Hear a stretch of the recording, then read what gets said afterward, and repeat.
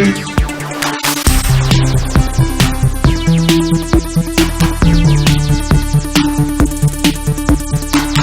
everyone, welcome to GameFace episode 105 right here on SIFTD Games Mad. It has been an insane week. Yeah, more for you than me, because I was only here for like 3 hours. Yeah. Out of 24. Oh man, so I've mentioned this on the site a couple times, but so I got back to my place at like 9:30, 10 a.m. Yeah, I woke up in the morning to see the end of it, and you'd already tapped out. Yep. The last couple hours were pretty burly.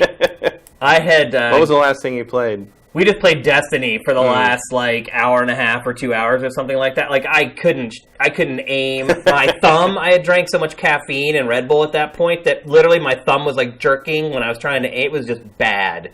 And so, wrapped everything up, went home, ate some breakfast at home, laid down on the couch, and then passed out on the couch and slept there for, like, 5 hours. Got up, stayed up, and then I couldn't go back to sleep, and then I ended up going to play. Anyway, it was just insane. That whole, like, 48-hour period was nuts. On Monday, I wake up, and literally the muscles in my eyeballs hurt. My eyeballs hurt. I made a huge mistake during that stream of sitting way too close to a TV that was too big. So my eyes the whole time were, like, darting side to side, up and down, looking at the screen. I should have sat way farther away from the TV. Hindsight's always 20/20, I guess. But, wow, I want to thank you guys. You guys were absolutely amazing during that stream. I can't say it enough. Just the positive energy you guys were sending my way to keep me going. All the outreach you guys were doing on social media. Everything. It was just absolutely incredible. You guys were so awesome. We added tons of new followers here on Twitch. We ended up generating a lot of money from Amazon Prime subscriptions on Twitch, which is great. If you guys don't know how that works... Yeah, how does that work? So if you're a member of Amazon Prime, the first thing you need to do is link your Prime and your Twitch accounts. Once you do that, you can subscribe to any channel you want to, one channel per month. And when you subscribe, you're basically giving $5 free away. And the rub is that we get half of that, and then Twitch gets the other half of it, which is weird because they're kind of the same company. But anyway, so you have the ability to give us $2.50 a month completely free just because you're an Amazon Prime subscriber. And a lot of people figured that out. And our number of subscribers for Prime went like through the roof. So that was awesome. Patreon, so close. We'll get there. We're over 5,700 now. Only a couple more $100 to go. I think we're going to get there okay. Really excited about that. It's pretty incredible to spend 24 hours playing video games and to generate $1,000+ per month for the site. So kudos, guys. You guys were absolutely incredible. I mean, it's a pretty good total for 1 month, considering, like, you know, it wasn't on the front page. It wasn't a big news story like Easy Allies and all that stuff. You know, it's a very respectable total. Yep. So here we are for another month. Thanks mostly to you guys. You guys really kind of pulled us over the finish line here. Also should toss out a big thank you to Wally, SIFTD user Wally. He saw that the total hadn't hit our goal, and he reached out to me on the site and said, "Hey, I'm just going to donate the money as a one-time donation to get you over the total for this month." So if you see Wally on the website, be sure to thank him. His username is WOLLE. He really, really stepped up and pulled through for us. So thanks again. I can't say it enough. You guys are absolutely freaking awesome. Much love to all you guys. We wouldn't be here right now doing this show if it weren't for you guys. So thank you so much. And with that... And Sam isn't. Yeah, Sam isn't. He bailed. He took off. Not enough money for Sam. He got while the getting was good, apparently. Sam only works for a certain threshold. That's not true, by the way. No. He is at a wedding and all that, so he's legitimately out. Yeah, he's got an active social life, which is not something we have to worry about. Yeah, I have no social life, so I don't even know what that is anymore. So anyway, thanks once again. Let's get on with the show. Matt, so the first game we're going to talk about is a game that I tried to download this morning. It's Star Wars Battlefront II's beta. I got up early today because I knew we were going to talk about it on the show. And so get up at 6 a.m., start downloading it. It downloads really fast, by the way. And one of the things you guys probably remember from the stream was I didn't think it was going to be a problem downloading games to play. because I had all the consoles here. I figured while I play one, the other one will download. Mm-hmm. I have never seen download speed so slow in my life. That is, I mean, I think I said on that stream, like, because you were still downloading the Fortnite Battle Royale thing, and I had been over at our friend Benson's right before I came over. We'd been watching the stream, and while we were watching you do that, or talk about that, he was like, "Oh, what's that?" I'm like, "Yeah, just download." So he went to download. It was taking like 3 hours on his thing too, at his home internet. For some reason, Battle Royale was taking forever. And maybe now that we know like over 7 million people are playing Fortnite, maybe it was just too many people trying to access that data. It could be. The other thing too is when I came home the next day, out of curiosity, I started to try to download stuff, and it was at that same speed. So I don't know what was going on with both Xbox Live and PSN. I downloaded the Battlefront beta yesterday. Like during early in the morning or during the day, and like, I mean, it's like no problem. Yeah, like, this morning I downloaded it, and I think it was 20 minutes, and it's like 15 gigs. So I don't know what the deal is there, folks. It did put a kind of a kink in the whole stream, though, kind of waiting for things to download to play. But overall, I think the stream went well. But anyway, let's talk about Battlefront. So I download it. Downloads really fast. I'm ready to go. I go to launch my first match. I never got to play a match, man. Yeah. I sat there. It would say, need 15 more players, need 8 more players, need 19 more players, need 12 more players, and it just would never, ever launch for me. You had a much better experience. Yeah, I played it a fair amount yesterday afternoon and evening. I didn't try it today. Maybe just during a work day. Maybe it's well, today it's open to everybody. Yeah, but yesterday it was just for pre-orders. People aren't home from work yet, so maybe it's just sparse. By the way, did you see yesterday that people had figured out a way to trick EA's Star Wars Battlefront website to give them early beta codes? Oh, yeah? Huh. They found, apparently a bot was running EA's website, and what people did was they went to the website, put in a ticket saying that the code that they got didn't work, and the website just automatically sent them one. Yeah. They ended up closing the loophole by the end of the day because we saw the story during curation. And we always check to make sure we're not posting stuff that isn't relevant anymore. And by the time we went to add that story to the site, they had closed it down. But it had worked for like almost 24 hours. So don't try to put one over on the gamers. They'll find the strategy. They will find a way for sure. So you got to play it. I haven't. Yeah. What do you think, Matt? It's pretty good. It's not as floaty as the last one was, which is a little weird because floaty is sort of a Battlefront trademark. It is, yeah. It feels a little more like Call of Duty now, I would say. It still seems to have that thing where aiming down the sight doesn't actually make you any more accurate. Oh, really? Like the first game. Yeah. It's just to get a better view of what you're looking at. I'm hot and cold on it because it's like a beta, so you only get one map per mode. Man, the beta is pretty big. There's a lot of stuff to do. There's a lot of stuff in there, yeah. So you've got Galactic Assault, which is sort of I guess it's Walker Assault, but like adapted. So in this particular, it's the same one the same map they showed at E3, the Theed Palace on Naboo. And the way it works is the Trade Federation is moving an MTT, which is a troop transport, giant like tank-like thing down the main drag where the parade happens at the end of episode 1. Yeah. And it's trying to get to the palace and take over the palace. So the beginning is you as the clone trooper, because I've only played the clone troopers. I played like 5 or 6 of these matches. I never got to be the droids. But so you're basically just trying to stop this thing with these ion blasters you can pick up. And once it gets there, it shifts into the palace, and you have to play like a zone defense. And then if you lose the two points in the zone defense, you have to defend the throne room. And if you lose the throne room, you win, because I have not lost any matches. What? Like, I've had matches where, we lost. Like they took over the throne room, our tickets were all gone, or like other things. Yeah. And every single time, I still get the victory cutscene. Like, I think there's something wrong with the beta. You sure you didn't have the millennial mode turned on? No, I could have been. My main problem with that problem with that mode so far is I have a lot of trouble seeing the damn robots, the droids, because they're the same color as the Theed. They're also very skinny. They are very skinny, but the problem is they're the same tan as most of the walls and ground as the city, as the Theed city. And so early on, I was having tons of getting shot by things I couldn't even see because they look just the same color as the wall. Yeah. Whereas if you're playing against troopers, they're bright white targets. So a similar thing happened in Endor on the last game, where the rebels were nice and camouflaged, and the stormtroopers were just running around bright white in the green forest. Looks amazing. I mean, the beautiful It is one visuals. of the most beautiful games I've ever seen. And like, just especially on like PlayStation, there's some stuff going on that I'm like, man, I'm impressed they got that running. Like, especially reflection wise, and some of the reflections on the ground and stuff. Because what you see a lot of times with multiplayer is they dial the visuals back, right? Sometimes rather significantly. I think we saw that with the Call of Duty World War II. At least I hope so.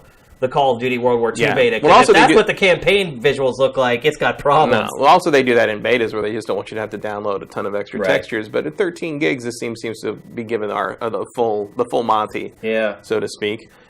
So I played that, and I played the mode where I can't remember the actual proper name of it, but it's no heroes, it's all troops. It's a smaller mode, so it's basically like objective driven. So the one I ended up playing over and over was the one. It's on the Takodana, which is the planet with Maz Kanata's bar from Force Awakens, and you're trying to pick up an artifact from there and bring it to a certain place, and the other team's trying to stop you, or vice versa. And that was fun. It's like, so there's no heroes in that mode. You just can pick elite soldiers. So like I ended up being the First Order every time. I've never played as the Resistance or the Trade Federation. I did play as both Empire and Rebels in the Starfighter mode. Okay. But as far as I know, there's no way to pick one side or the other. They just keep throwing me on the same side. Yeah. Which is fine. I like Stormtroopers. It's cool. But like, so we've been trying to run. So you can be if you gain enough battle points, you can be either you can pick the flame trooper or the jetpack guy, which is cool. Which one did you pick? I tried the flame trooper and I was not particularly effective with him, so I went back to my heavy and assault guys. I'm terrible. There's 4 main classes. There's assault, which is kind of general soldier. Heavy, which has a bigger gun and has an ability to pull out a chain gun, which is pretty cool. Yeah. You've got officer, which is about quick pistol stuff, but got a lot of buffs for like your teammates. And then specialist, which is like the sniper, like engineer type guy, and I am terrible at that class. I've never been good at playing sniper and multiplayer shooters. Yeah, I'm not good at it at all. And then you watch some people who are good at it, and it's like mind blowing. Some of the snipers in COD are just like, are you freaking kidding me? Some of the guys in this are really good because you can see when someone's doing the sniper scope thing, it's like a lens flare in the distance. You can see to kind of warn you that. Yeah. And sometimes, a lot of times, I'll think, oh, lens flare, there's a sniper. So like it's like before I can even finish thinking, like I've registered that I see that, it's over. Right. Real fast, you get back into it real fast. Like you basically you get a thing where it lays out 4 slots, and it's 10-second countdown. I think a Galactic Assault, and it waits either in 10 seconds or when 4 people are ready to respawn, whichever comes first. Then you all pop back in at once. So it's not just constantly single filing back into the game, which actually is pretty good because then you're already in a group. Kind of like you can already kind of move forward as a group, and sometimes it helps, sometimes it doesn't. I've been in groups of like 5 or 6 people that got wiped out by one dude coming in from the right, and I don't know what happened. Like it was like, all right, sure. So the latency still looks. I think the latency is still there. I mean, it is a beta, but it's a problem that I associate with EA's version of the game because it was a big problem in the first one. Yeah. So that's still there. The big improvement for me is the Starfighter mode, which has been completely rebuilt from the ground up, like I said before. But like it's a legit space flight sim thing now. I mean, not a sim in the sense that you think of a simulation, but it's not like kind of that half-assed like pseudo arcade thing they had in the first game. Like you can get in that cockpit, you can have a cockpit, first-person view, which is what I use.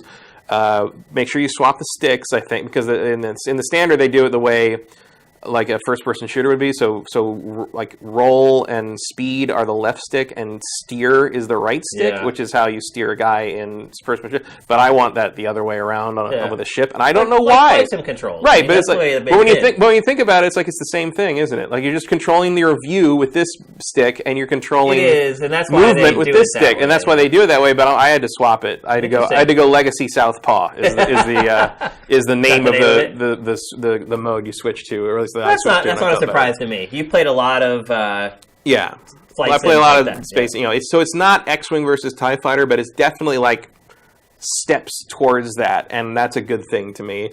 And I've had some really nice dogfights and some last minute escapes through the superstructure of the Star Destroyer, like the Fondor shipyard thing, and like diving through and blowing away part of the coupling link and circling back around because I know that their ship can't turn as fast as my TIE Interceptor and back up.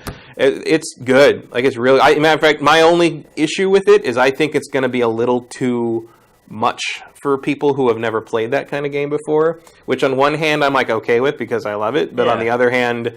Sometimes that's good because it weeds out the people sort that of, probably shouldn't be playing. But it also means that like that mode will be abandoned faster by the player base. I mean, early on, of course, there'll be more than enough people to do it. But I didn't have any trouble getting into games, but it took like twice as long to get into a Starfighter game as it did like a Galactic Assault. A couple months in, though, it'll be you and all the people who are really good. Right. Which is okay, right? Yeah. Not bad. I want a little fodder in there, maybe. And the ships are much more robust now, I would say. Like, they can take more hits. You don't die instantly all the time anymore. Even the interceptors are the weakest in terms of shielding. But I stayed alive most 2 or 3 deaths in the whole match, and I didn't get a ton of kills because I was still getting used to everything. And the HUD still needs a little work in the sense that like you shoot at a guy, the lock-on kind of happens, so the arrow that points off-screen to him if he gets out of your view is like tinged in white instead of just plain red like everybody else. But that can be hard to follow because you're still looking at 14 arrows everywhere. Right. But it's definitely an improvement, and again, it looks amazing, and like it's the best X-Wing fighting TIE fighters like gameplay mode of anything ever. It's great. Yeah. Do you think maybe the part of the problem is that you're talking about the controls and how they've been kind of arcadey all along. Do you think that's just because all the way back in the N64 era, it kind of got off on that foot with the Battle of Hoth and Shadows of the Empire? No, I think it tends to be like you set that precedent, and then other developers then end up just kind of building on it. No, I don't think it's just that. I think it's those games, the Rogue Squadron games, grew out of a desire to have a console equivalent of the X-Wing games. I think for sure. Because back then, A, there was no way to put that many controls on a controller, and B, there was just that sort of perception that everybody, including the publishers, had that console gamers didn't want to play something as detailed and sim-like as that. They just wanted to fly around and shoot stuff. And so that's what Rogue Squadron is. Although, Rogue Squadron is really frickin' hard if you want to get the gold medals. If you really want to complete those games, Factor 5 does not mess around. They want you to play perfect. But and they nailed it, too. Like, in those games, like, literally, like, it was the perfect difficulty. Right. It was like, you could get close enough to know that it was possible. Right. But you really had to perfect. Yeah, you just needed 5% more accuracy, and you would have gotten that gold medal. But now you got to do it again. It took 15 minutes. Fight me. And if I had a lot more patience back then. If you do it all, you get a Naboo starfighter you'll never use. Right. So great. And but like those games were also good in the sense that there's a timelessness to them, and like a matter of fact, I bought a converter box so I could get the rocket robot on wheels footage from my N64 for the bits and bytes capture, because it turns out no modern general Elgato style capture solution works plays too well with composite and S-video. Like they get funky because you need to use S-video off of the N64 or it just blobs. So I got a converter box that can convert the S-video signal to HDMI, and that worked out pretty well. But as long as I had it hooked up, I decided to put some stuff in. I put the original Rogue Squadron, and that game's still good. Yeah, it's still fun. That game's still fun. Yeah. It's still fun to play. But that's why I always say gameplay is what's most important. Yeah. Because that's what makes a game timeless. Is it well balanced? Does it handle well? Those are the things that kind of always stand the test of time versus a game's visuals. Story, too, can tend to hold up over time. No, I mean, I would say this game is... it's more Rogue Squadron than X-Wing. Okay. The difference being that there's... And from my perspective, I'm cool with that. Right. I prefer to kind of be on that side a little bit. There's much more Z-axis to this than Rogue Squadron ever had. Yeah. So there's up and down more. Yeah. Although there is kind of an auto level thing. So everyone's kind of... But like there's a vertical space happening that Rogue Squadron never really had. Yeah. Well, there were those free roam options that... It wasn't built kind of baked into the overall experience. It's like now you can fly anywhere. Right. And so of course the real advantage now and how they've redone it is there's an objective to everything. So the version that's up, the map that's up for the beta is Empire's on defense, Rebels are on offense. It's at the Fondor shipyards where they manufacture and repair the Star Destroyers and the big cap ships. So the idea is you go in and you're supposed to take out I think shield stuff and some of the defense ships, and then you have to take out the idea is you want to blow up this massive Star Destroyer that's docked for repairs. The idea being that it would destroy the whole dock, and so you have to go down and you have to go into it and take out. You have to go into the superstructure of the docks and the ship and take out the shield generator orbs. And once that's down, you can then blow the couplings off of the Star Destroyer.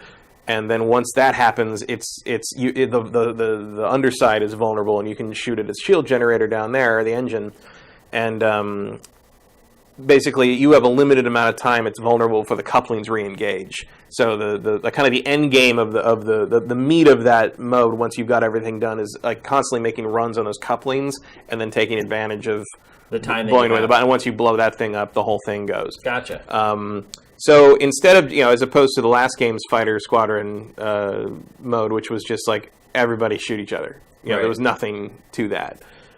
This one is a much more directed experience, and as a matter of fact, all the modes feel like that. There feels like there's more to all the stuff they've shown you in this. Even the single player arcade stuff. Yeah, so I don't ask you about. Has Did you an play objective. The split screen arcade? I didn't mode? play split screen, but I did play the solo stuff, which is like the first one is like you don't pick, like it's not just a standard match like in the last game. It's like the first one I think is your Darth Maul. You can pick either Darth Maul or a super battle droid, and you have to kill a certain number of clone troopers. Okay. And you have a time limit for that, and that's all. That's what it is. And then once you finish that, 1 star, there's a 2-star difficulty and a 3-star difficulty. Only 1-star difficulties available in the beta, but there'll be 3 levels of each one to try in the final.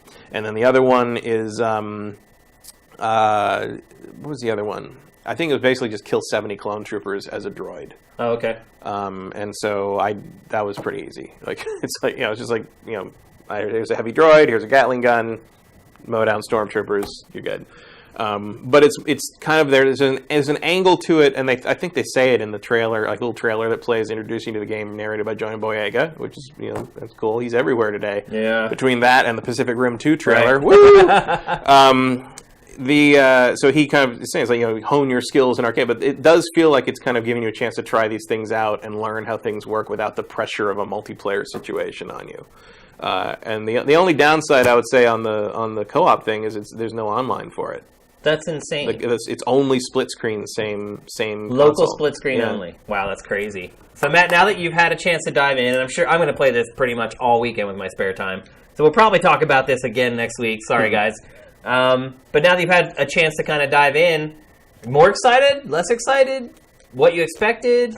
About what I expected. I still get frustrated, like how many times I get killed out of nowhere. Yeah. In a couple of the modes. I mean, any shooter where you have that many, because what's the biggest mode in this beta? 40 players? 20 on 20. 20 on 20? That's a lot. It is.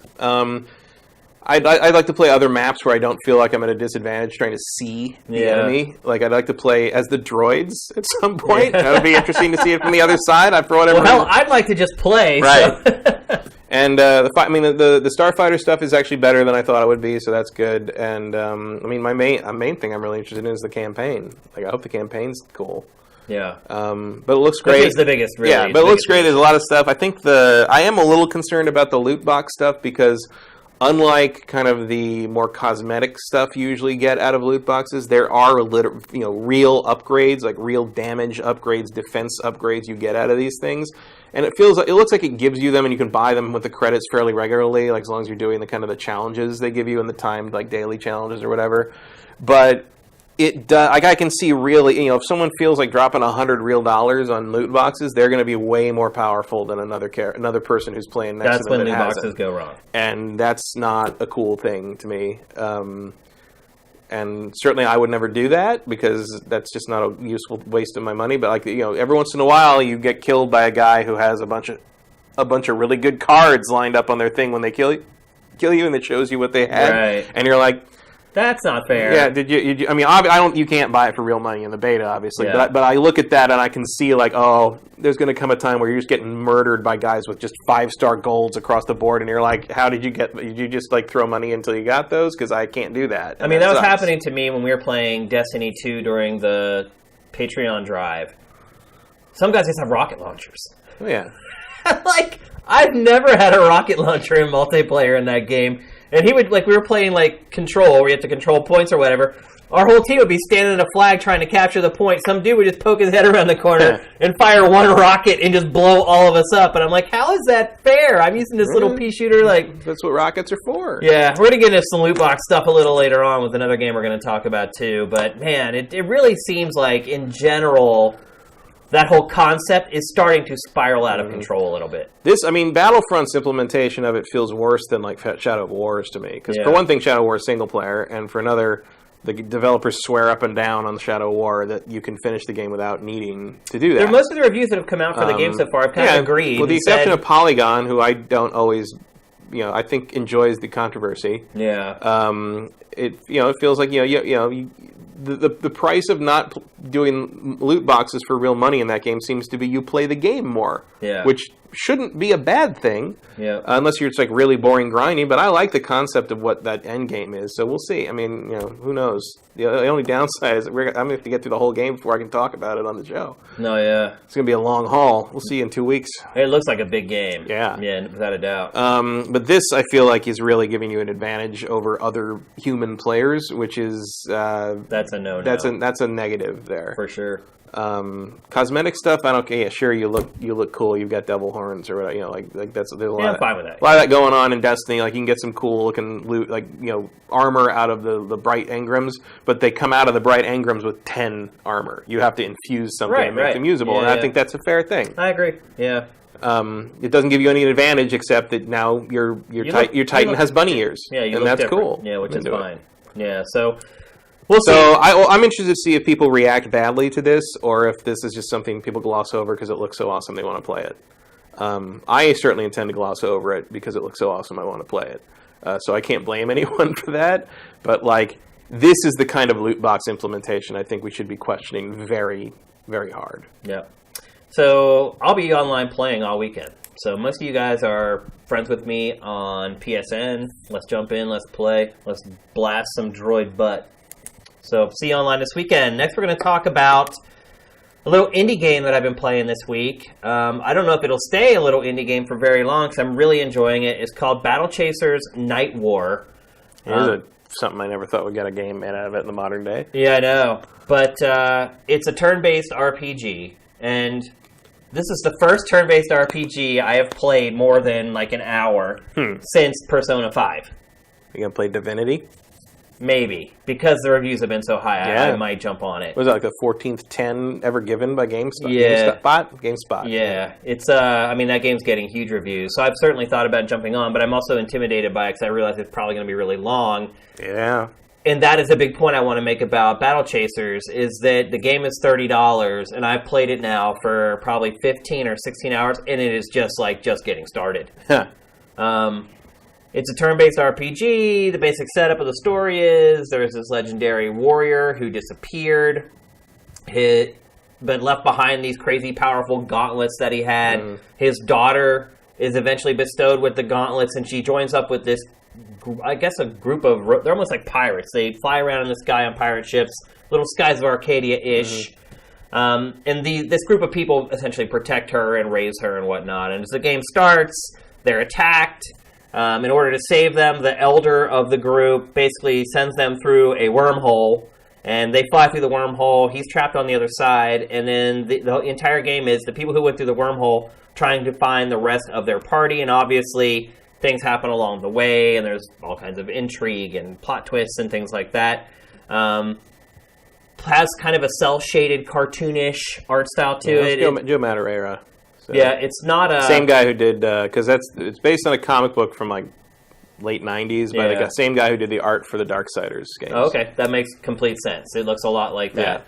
But what is really hitting me about this game is how good it is and how polished it is for $30 and how big it is.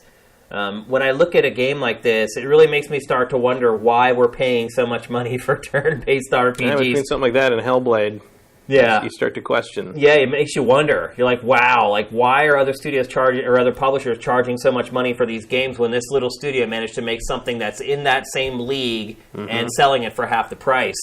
Battle system, it's pretty traditional. Obviously, for me personally, every time I play a turn-based RPG now, I'm kind of comparing it to Persona 5 because I spent like 200 hours playing It was a major game. event in your life. It was. It seriously was. Like, if I ever write a memoir about my life, probably that game will like make it into my memoir. The struggle that I had with that game. So inevitably, I'm comparing like every turn-based RPG I play to Persona 5.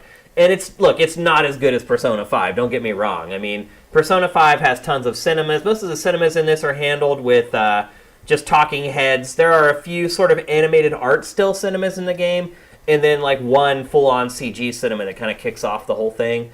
So the storytelling isn't as polished or robust as you would get in an RPG you pay $60 for. Mm-hmm. But to me, it's not that big of a loss. The writing is really good. The story is really good. I feel like the characters are developed pretty well. And again, I'm only 15 hours into it, but I already feel like I care about pretty much everyone in the party. And a lot of that is because one of the big tasks in the early part of the game is to find your party. So you crash land on this planet, I guess is what it would be.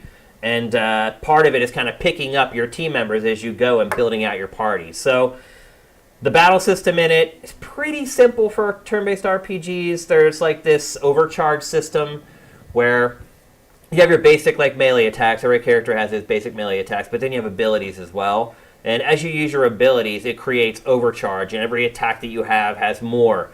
And what you can do is you can chain the attacks together among your party members. So basically you keep adding overcharge with every ability that you use, and then the last guy kind of gets to use that whole buildup of overcharge in one last devastating attack. So that makes how you constitute your party really important. Which character you choose as your lead character is really important. And then in battle, making sure that your fight goes in a sequence where you can build as much overcharge as possible to kind of deliver that finishing blow at the end. Repetitive enemies, something that I would probably remark on. You do fight the same enemies probably a little too much. Some of the enemies I fought in the first hour, I'm still seeing here and there in hour 15. So that's maybe one of the caveats that you get with paying half price for a turn-based RPG. But, I play a lot of indie games because we get code for all of them, and a lot of them I give like a spin for an hour and say, oh, this probably isn't worth talking about on GameFace. This isn't worth turning our users onto. This is one of the games that I played that I feel like, yes, like this is, if you like turn-based RPGs, and maybe you finished Persona 5 months ago like I did, and you're now finally ready to jump back into the genre, you should get Divinity. No, but if you already did that... Well, that's for PC only, though, right now, Divinity Original Sin 2. So, it'll get there. It'll eventually come to console. Although if you're a big turn-based RPG fan, you probably have a PC for them these days. Probably. That's kind of where... a lot of the JRPGs are coming to PC now, too. Yeah. It's certainly where I play, like all the Tales... Damn it. Trails in the Sky. Those games, I have those for PC now. Yeah, Trails in the Sky 3 just came out in Japan. Yeah, can't wait. 2 huge sales, I might add. Cold Steel? Yeah, Trails of Cold Steel. So those are really good if you're into the old Suikoden games. The Trails in the Sky trilogy and then the Trails of Cold Steel trilogy, which are all connected. That is about as close as you get to a modern Suikoden game. I still don't know why there are no Suikoden games. Because Konami owned it. Well... But, I mean, there was all that time before Konami kind of jumped off the cliff. There was a time when RPGs were not really the thing. Yeah. And, well, they're still kind of not really. But I think a modern Suikoden could make some waves if you did it right, but it's Konami, so it's not going to be done right. So just leave it. Kickstarter candidate or crowdfunding candidate. Yeah, call it another... I mean, it's based on an old Chinese legend. You could make another game out of it and just call it something else. Wouldn't be the first time that's been done. 108 Stars of Destiny. Go for it. But I would say one thing, too, about Battle Chasers is that the in-game visuals and the attacks are great. They're extremely varied. Within a few hours, each character has, like, 6 different abilities that they can use. And the characters are they're typical. Like, you have your heavy tank, the guy who can take a ton of damage and dole a ton out, but his magic attacks aren't great, his abilities aren't great. Then you have the lead character, who's basically a female version of Link, and she's kind of the middle-of-the-road person. And then you have, like, the ranger, so to speak, who has a big sword and can deal out a lot of damage, but is susceptible to taking damage. So the characters are pretty well balanced, but they're a little stereotypical, I guess is the best way to put it. It wasn't the most brilliant comic ever written. Yeah, I could see that. The characters in the world, though, I mean, they are pretty well written, and the writing is pretty witty. Well, it was an interesting... The Battle Chasers was interesting because it was kind of a bridge between old Image and new Image. It wasn't Image, I don't think, that published it, but it was like... It was a bridge between that 90s era of, like, the art is everything, and we don't care if the story sucks, and the story sucks, you know? And then, like, modern Image is putting out some of the best written comics ever. You know, 21st century Images. Battle Chasers kind of fills that gap a little bit. It's like it's still like really focusing on like the elaborate art, but it's also still trying to tell a story with actual characters and some skill there. So and it's a testament to that game, that property, that it just keeps coming back. Like Battle Chasers resurfaces every few years. Most people probably never even heard of it. No, but if you know comic books, you at least seen it. You have to be as old as us as well. Somewhat, but you've seen the girl with the gauntlets on an ad somewhere or something in the comic shop you went to or something like that. I've never read one actually, but I just know enough about it because I like Joe Madureira's art. So I kind of I keep one ear on him. Yeah. Another thing I like about this game is that it kind of has some 16-bit aesthetics. There's really no overworld in the game. There's like a big map that is not to scale, so your characters are as tall as trees, you know what I'm talking about? And you kind of go around the map and kind of map your direction you want to go. And then there are towns, but again, the towns, like the buildings, are just little icons. They're not actually buildings that are scaled to size. There's little like mini games in the game. There's like a big fishing component to the game where you need to buy a rod and then get lures, and then you come across ponds throughout the game where you can fish and try to fish out the fish, and then you use that stuff to craft, and there's a big crafting element to the game. It has all the bells and whistles of all the modern turn-based RPGs, but it literally costs half the price. And so I think it's a great value. I think any of you who like turn-based RPGs are going to like it a lot. I mean, based upon what I've played so far, it looks like I'm going to get 30, 40 hours out of this thing for $30. So kind of hard to pass that up. So it's on pretty much every platform. All of you can buy it. It's on PC and all the consoles. I think the Switch version might be coming out a little later, which is pretty typical right now. It's sort of developers get up to speed on that hardware. But right now it's on Xbox One, PS4, PC. I will say I'm playing the PS4 version, and there's slowdown. Which, it's an isometric game. So it can control at all times what's being shown, and there's some stages where literally it just slows down to a crawl, which is a little odd. Interesting. That could be something. Well, we'll talk about something related to that in another game later in the show as well. Yeah. So I'm really enjoying. I think it's part of our job to kind of turn you guys on to under the radar games that you may miss. This is one that I think you guys will all enjoy, provided you're a fan of turn-based RPGs. And I think it also comes at a good spot because people who have finally kind of come down off that Persona 5 high. And so I think it's found a good spot for its release in there where people are kind of open to maybe playing one of these games again. So Battle Chasers Nightwar, I recommend it. Let's move along. We're going to talk next about something that I did not think was going to happen, Matt. This week it was announced that Andrew House has left the house. He has left the house. He went out the door. He's actually not out the door. He actually moved into like the guest house, I guess is the best way to put it. He hasn't completely left Sony. He is stepping down as the head of PlayStation, worldwide head of PlayStation. Andrew House, for those of you who may not know his history before he kind of took Kaz Hirai's job, is he was the head of PlayStation Europe for years and years and years. And we'd only see him every once in a while. He would always handle sort of the press conferences in Europe for PlayStation. And then every once in a while he'd do Tokyo Game Show because he speaks fluent Japanese. And so every once in a while he would helm those. But otherwise he was kind of in the background for a long time. Obviously Kaz gets promoted to like the head of all frickin' Sony. And he steps in and kind of fills the void for Kaz. And consequently, PlayStation just goes through the stratosphere. And obviously that's not all him, but, if you're going to blame the leader of something when things go wrong, you kind of got to give him a little credit when things go right as well. That's kind of the way I look at it. And things have gone very, very well under his watch for PlayStation, which is, to me, is what makes this so perplexing.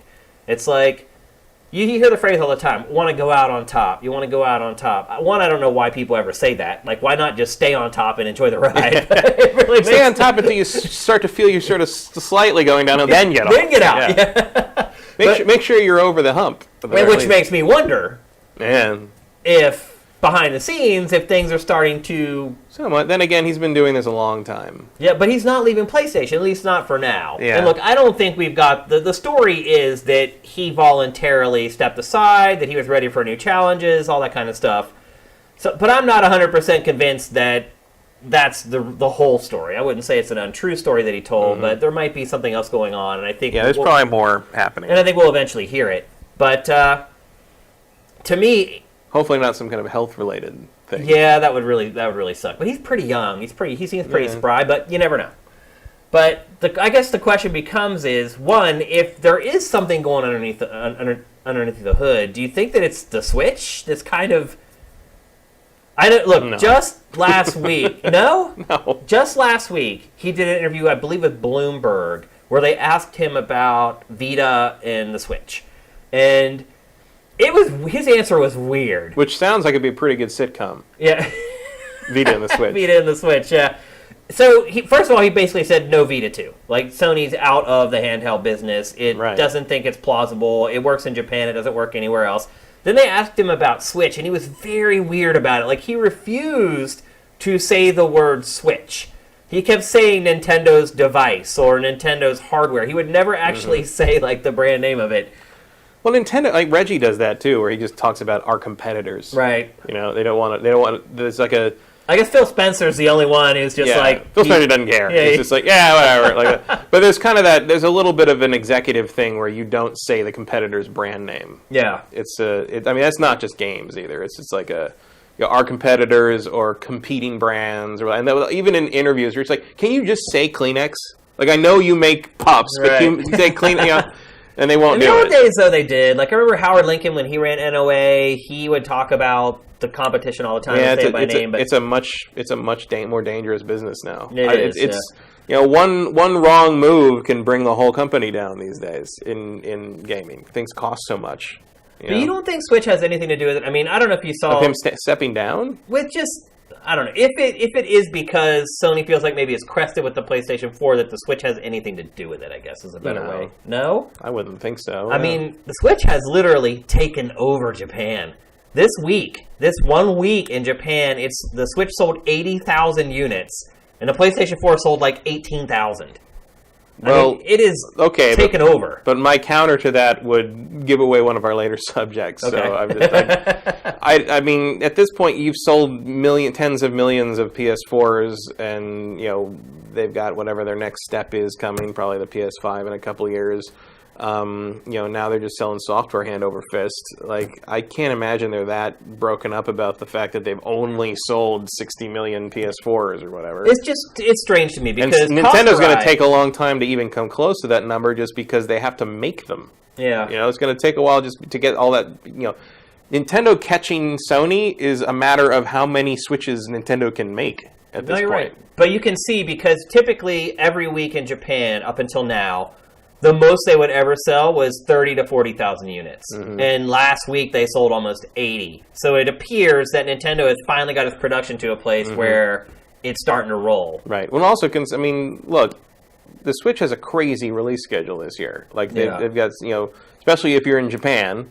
Especially if you like indie games. If you like indie games, if you like Splatoon, if you like Zelda, if you like Mario, a whole lot of people do. Like Mario Kart.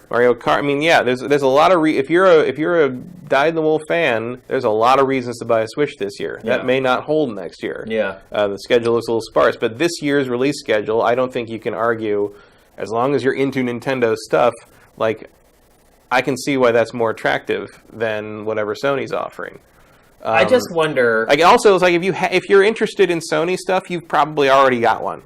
I mean, you're right. If you didn't buy one yet, what are you waiting for? Yeah, like, exactly. I feel like if Sony didn't get you already, they're not getting you. Yeah. You know, I don't know what they could put out at this point. It's just peculiar to me because if you look at the history with Kaz Hirai, had a great period with PlayStation 2, PlayStation 3, not so much. Bails on before PlayStation 4, really.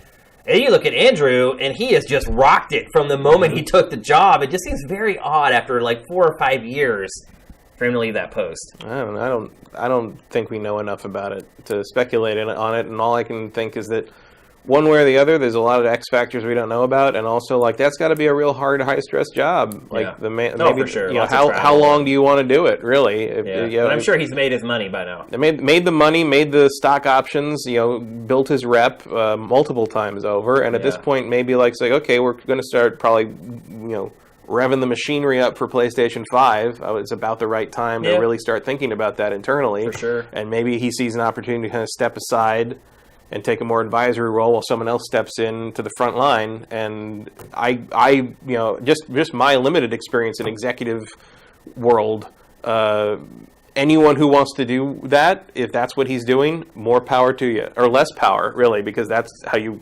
de-stress is less power. Yeah.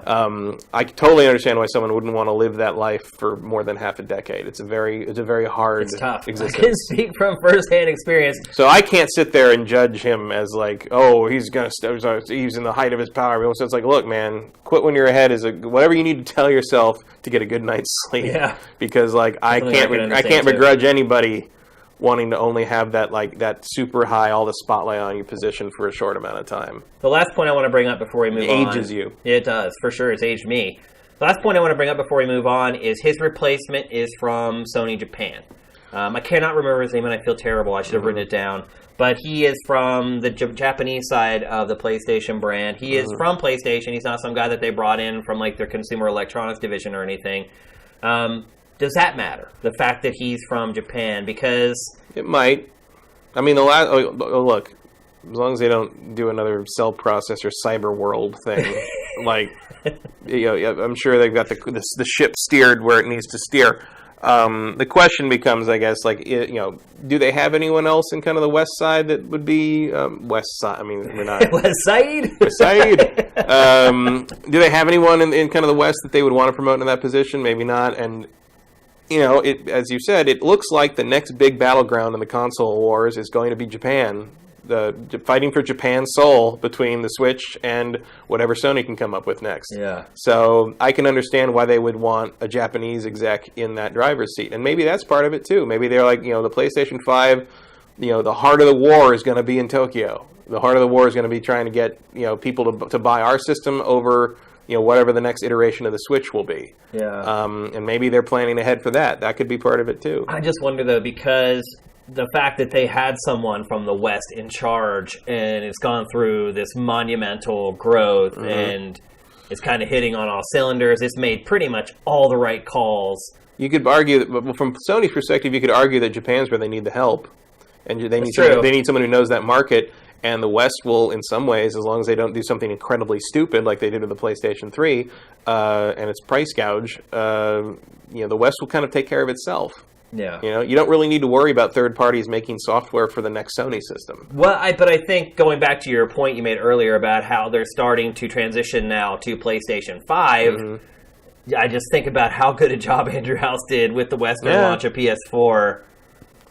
I mean, look, hopefully they'll still listen to him. That for Sony, its battleground right now is Japan, but it's not a battleground for overall success. The success is in the West. But they're a Japanese company, and they are going to see it as that. Yeah, I mean, they place a priority on succeeding there. Yeah, but when you talk about the bottom line of their business, it's a very small sliver of it. But I think there's maybe a cultural difference there as well. Sure. Rick. You want to be winning the home without a doubt base. Yeah. And I think maybe Nintendo is a little too concentrated on that at times, and that has been to its detriment at certain points in its history. So it'll be interesting to watch the transition. It'll be interesting to watch the PlayStation 5 rollout and launch, and to see if it kind of keeps all the same policies that it's had all along. You also wonder if the whole not play nice with other platforms things, where that's coming from. Yeah. Is that coming from Japan saying, hey, we're not going to let games that are playable on PSN? That kind of thing usually does come from the Japan side of things. Right. Look at Atlas.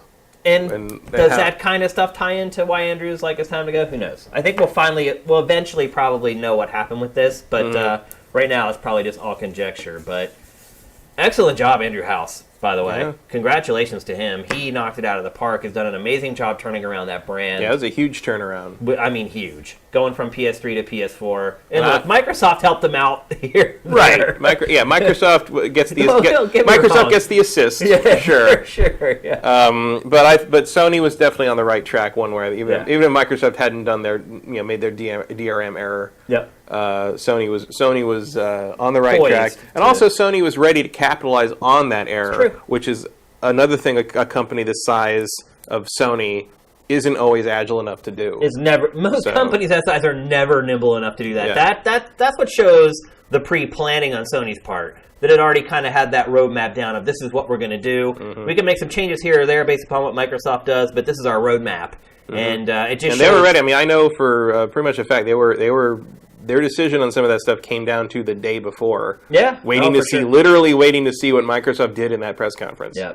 And that is a rarity in a multinational mega billion corporation like that. That is a very, that is willingness to let your people handle the business in the way that it needs to be handled without getting bogged down in your own corporate dogma. And the fact that Sony was able to do that and learn from that was great. And now we sit back and wait for them to make the same mistake again. Yeah. Because that's what happens in this industry over and over and over. No, you're right.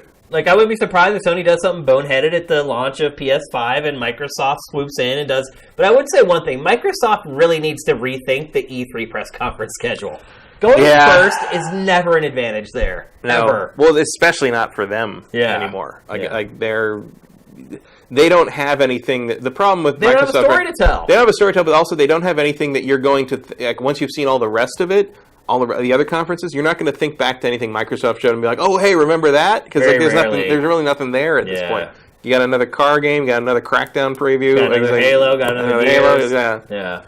You got to show me something that's going to make me go whoa, and then after I've seen Ubisoft and EA and Sony and Nintendo, I'll still think back and be like, yeah, but remember when Microsoft showed? When was the last time you said that? Well, I think the other problem too, and particularly with this last year where they showed Xbox One X and you saw all these amazing 4K games, is that ends and you walk away, you're like, not bad. Cool. But then as the week wears on, and you start to find out all those games are coming to other platforms. Mm-hmm. Most of them don't even have timed exclusivity. It kind of starts. A lot of them aren't even coming out this year. Right. It starts to dilute the message. Yeah. So maybe Microsoft needs to rethink that. It's been going first for forever. Maybe it's time to finally say, hey, why aren't things going our way? Maybe we should start looking at the things that we've been doing over and over again and try to change it. The definition of insanity. Yeah, we should all. Everyone needs to play Far Cry 3 again, clearly. Yeah, exactly. We learned nothing from Voss.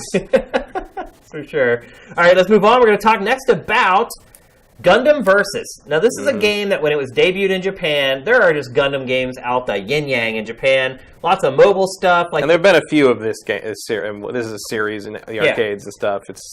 And it's like, right now, some SIFTD users are starting to curate. And so I'm kind of thinking back to whenever I first started doing it and what it was like to go into our admin for the first time. And when you go in there, we have a lot of Japanese stuff coming in, and it's in Japanese, and I can't read Japanese, so I have to watch stuff to know what it is.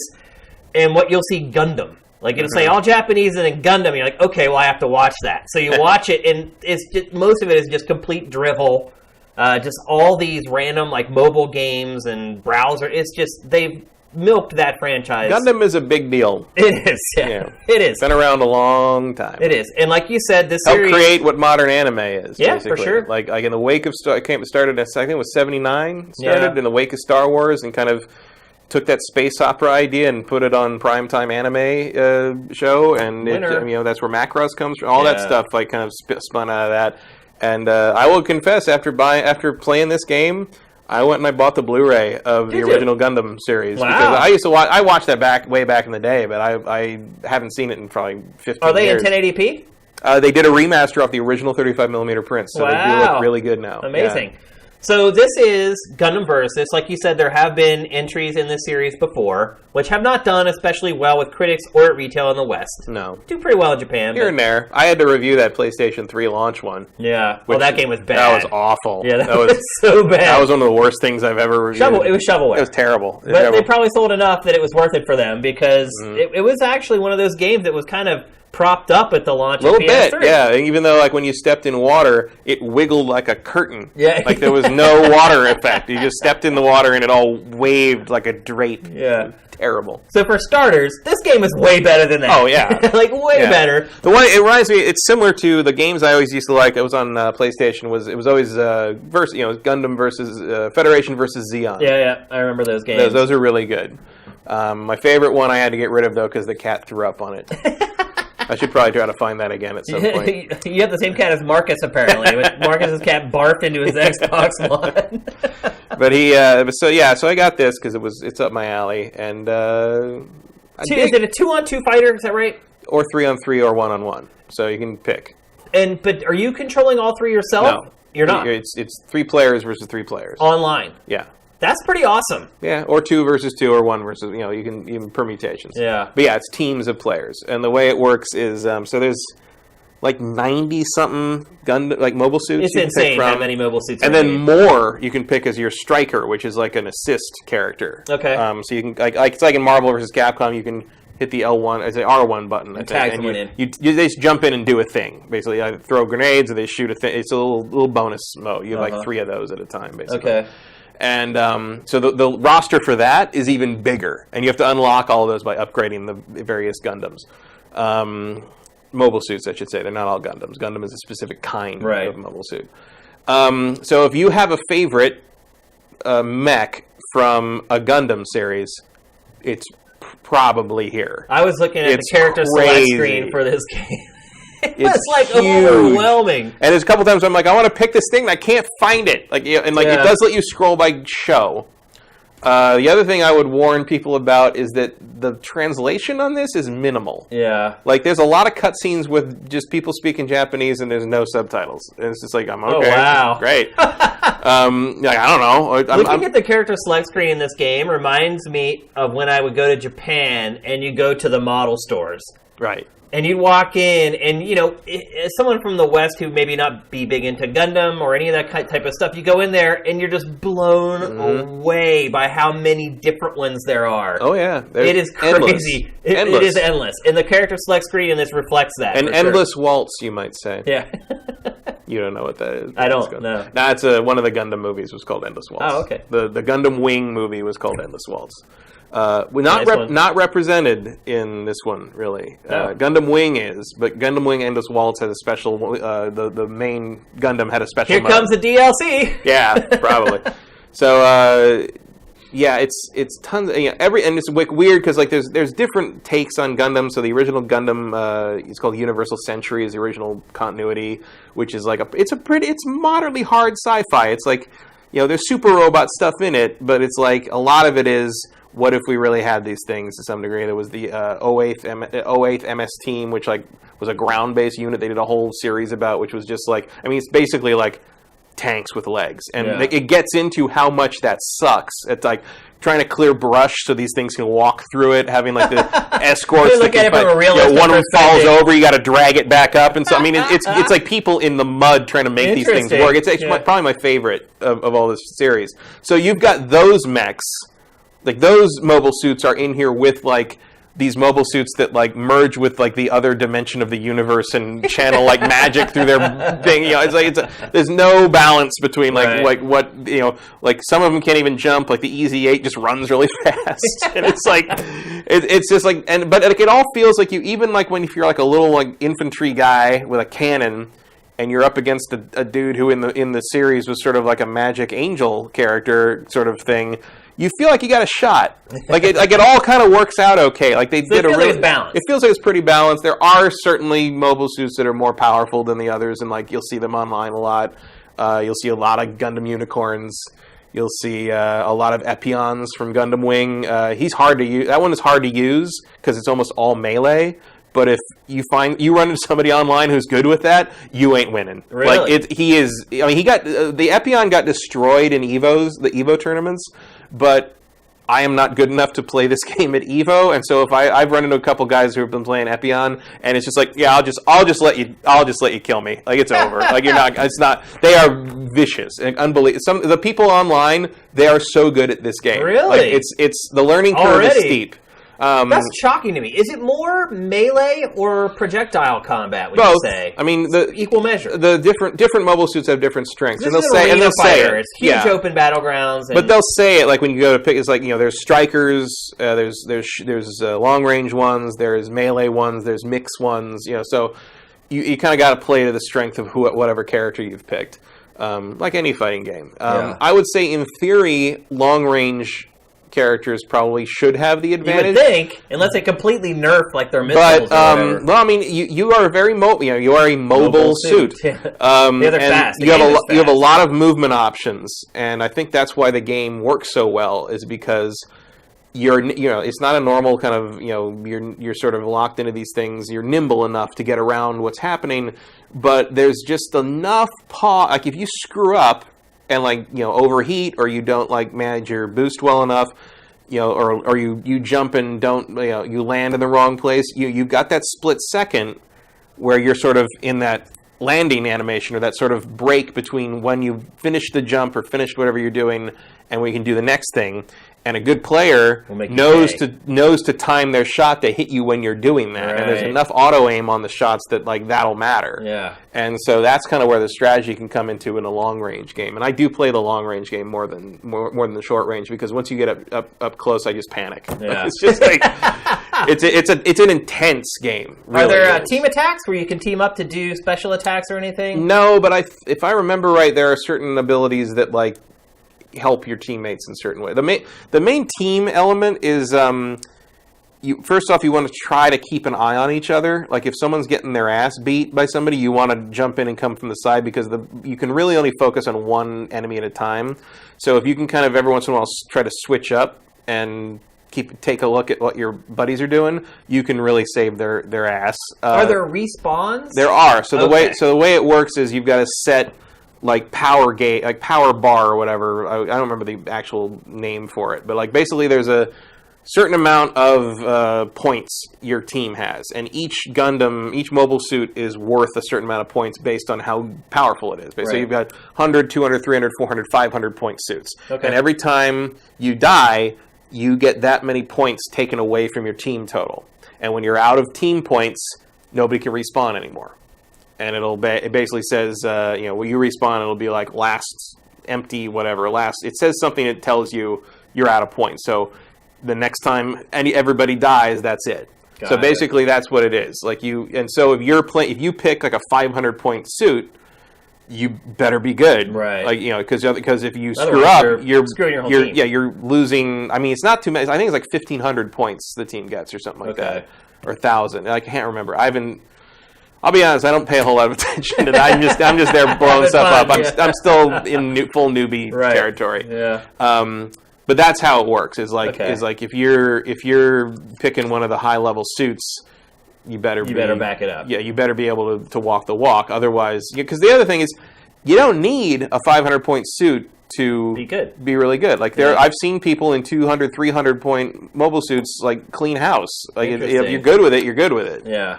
It's just a matter of sort of raw data, kind of. The Unicorn Gundam is really powerful on a really basic level, but I have, playing as a Unicorn, have been taken apart by a 200-point mobile suit because I didn't know what the hell I was doing. Yeah. So that's the one thing I would say is the game doesn't do a tremendously good job. It has a tutorial that endlessly loops this 15-second clip of the opening theme of the original show, which is just maddening. But it tries to kind of teach you how the controls work, but it doesn't really teach you why anything works. Or if you're going to play it, I highly recommend looking up beginner tips or something, because it doesn't do a very good job of teaching you how to play. Just playing online will teach you is very good at teaching you how to lose. But you won't always know what you did wrong. Right. Because you will just, that kind of stinks. It's just the nature of the game. Jumping online for the first couple times, they just chewed me up and spit out the seats. It was not I was there's just beam sabers everywhere. I don't know. Okay, I'm dead. Okay. It's Now, I know this is called Gundam Versus, but is there any single-player option? There is single-player, but it's all the same thing. So, just training for when you want. So there's a trial mode where, you pick, there's I think 10 or so of increasing difficulty, and you go through a series of battles, and usually they seem to be themed on different Gundam series, I think. It's a good way to level up every single suit, all 90-something of them have their individual levels, and as they level up, you can then use like currency you earn by playing to unlock things that, like so. And you can use those in multiplayer? You're buffed up? Well, they don't buff up. They just unlock a thing. So, like, sometimes they unlock another move, other abilities, like, not more powerful, but just like now you can do a kick. Okay. Like, thing. Got it. Mostly what they unlock are the strikers, the melee focus. The strikers are the assists. Oh. So you mostly unlock assists, because when you first start the game, 3 assists out of like 120 are open. Wow. So you have to unlock all those. You can unlock emblems and titles and all that kind of thing. It's mostly vanity plate stuff. Yeah. And then like if you get certain ones to a certain level, you have a little like navigation assistant that like narrates things. The thing you start with is this really annoying ball robot that jumps up and down and goes. So like it's one of the first things you want to do is look into the battle navigator thing and like figure out who you want to be your battle navigator, level that guy up, and get somebody else other than that stupid ball. Like first thing out of the gate, right? And then there's something called the ultimate battle or something, which is a survival mode, and like basically like easy, normal, hard, ultimate, and like that one's pretty tough. I got through easy and normal, and I think hard is like 50 rounds, and I have not made it past like 40. But you level up, you get a lot of XP for that, so it's a good place to take a mobile suit you want to level up to get whatever badges or whatever out of it. How much is it? 60. It's a full price game, which I think is That's questionable. Yeah. It's not a lot of meat to it beyond kind of just the basic game there. I think 30 or 40 is better, especially since right out the gate they're charging $5 for DLC per suit. If you get into the online, though, the EPD, or the entertainment per dollar, could ultimately work out, though. Yeah, I mean, it's if you like Gundam, this is the only game in town, basically. Right. It's got there isn't another just about Gundam any other. PS4, is there? Not in the West, I don't think.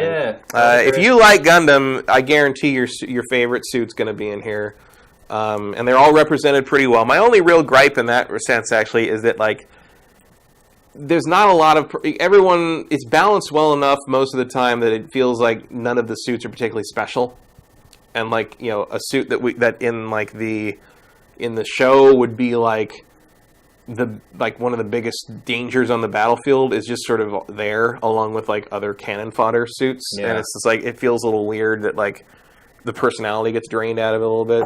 There's also especially in the survival mode and the trial mode, you will fight. There's bosses. So like the bigger suits that show up in the show, like the big Zom and things like that, you'll have boss fights against them, and then sometimes you will play as them. Oh, interesting. So in the ultimate mode, particularly, you'll have intervals like between like every 5 or 6 survival waves, and you will play a boss fight. And sometimes you play as a group of mobile suits trying to kill the boss, and sometimes you play as the boss trying to kill all the mobile suits, which is fun. It's a nice change of pace, and you get like a little bonus, and there's no way to lose. Like if you win, you get 500 battle points to carry into the next match. If you lose, you get 200 battle points to carry. So there's no penalty if you lose, and because they're hard, it's hard to beat 12 mobile suits. Just if you're a big walkie thing with a giant laser on the front, there's not a whole lot you can do. So yeah, I mean it is what it is. Like if you look at like a video of it, that's what you're getting. This sounds like a wait for a price drop game to me. Probably. I mean, if Gundam games weren't so few and far between as they are, and if I wasn't enough of a fighting game kind of fan, I probably would have skipped it. But like the problem with this one too is that if you wait, by the time you buy it, there may be no one to play with. Because also, this game is all driven by online. Right. Well, the other thing about it is if you wait, they may stop selling it. Right. It's a license, and it's an obscure license that would have to be licensed for the West already. You never know. Our inclination tends to be to wait for a price drop on these things, but you never quite know if they're just going to stop printing it. Right. That happens. It might be a good collecting candidate, maybe. Maybe. I mean, it's got very good fan reputation, and it can still be played, I guess, locally if you want to. There's a split screen on it. So, would you recommend people buy it? Someone who's not a Gundam fan. Not if you're not a Gundam fan. No. Okay. I mean, maybe if you're a giant Virtual On fan and you just need some kind of equivalent, because it is similar to that in a lot of ways. It feels like virtual own in some ways. Okay. And just like and there's so many characters to pick from that like you'll find something you like in there. Even you should be, if you're a Gundam fan, you should be prepared that the characters in the mobile suits you like may not be the ones you're best at. Yeah. You might end up being really good I at think something that you don't happens with like. every fighting game, Yeah, though. that's true. There's lots of characters I like that I actually play with and I'm terrible. Everyone picks this. Oh, I like the way this looks. Oh, I don't understand him. Oh, okay, I'll play the big dumb Dawson's guy. always been like that for me. Like, he's always been one of my favorite Street Fighter characters. I've never been able to play adequately with him at all. So that's just, I think that's a part and parcel for the genre, in all honesty. So there you go, Gundam Versus. I think at this point, Matt, we are going to have to create like a weekly segment, like the toxic full of the week or something like that. 'Cause it seems like every week on GameFace we have at least one story, one topic that originates from someone being a jerk on the interwebs. This week's entry comes courtesy of Riot and League of Legends. So there's this guy. His name's Tyler One, who has been a thorn in the side of Riot for literally years now. I think I've heard of this guy before. He's a streamer, and his thing is to just be a jerk. Basically, troll his team, yell, scream, get angry. He's been banned countless times. He taunts Riot when he gets banned and says, oh, I'm just going to create another character, and then he does, and then he gets away with it again, and it has been this back and forth thing with this guy and Riot for years now.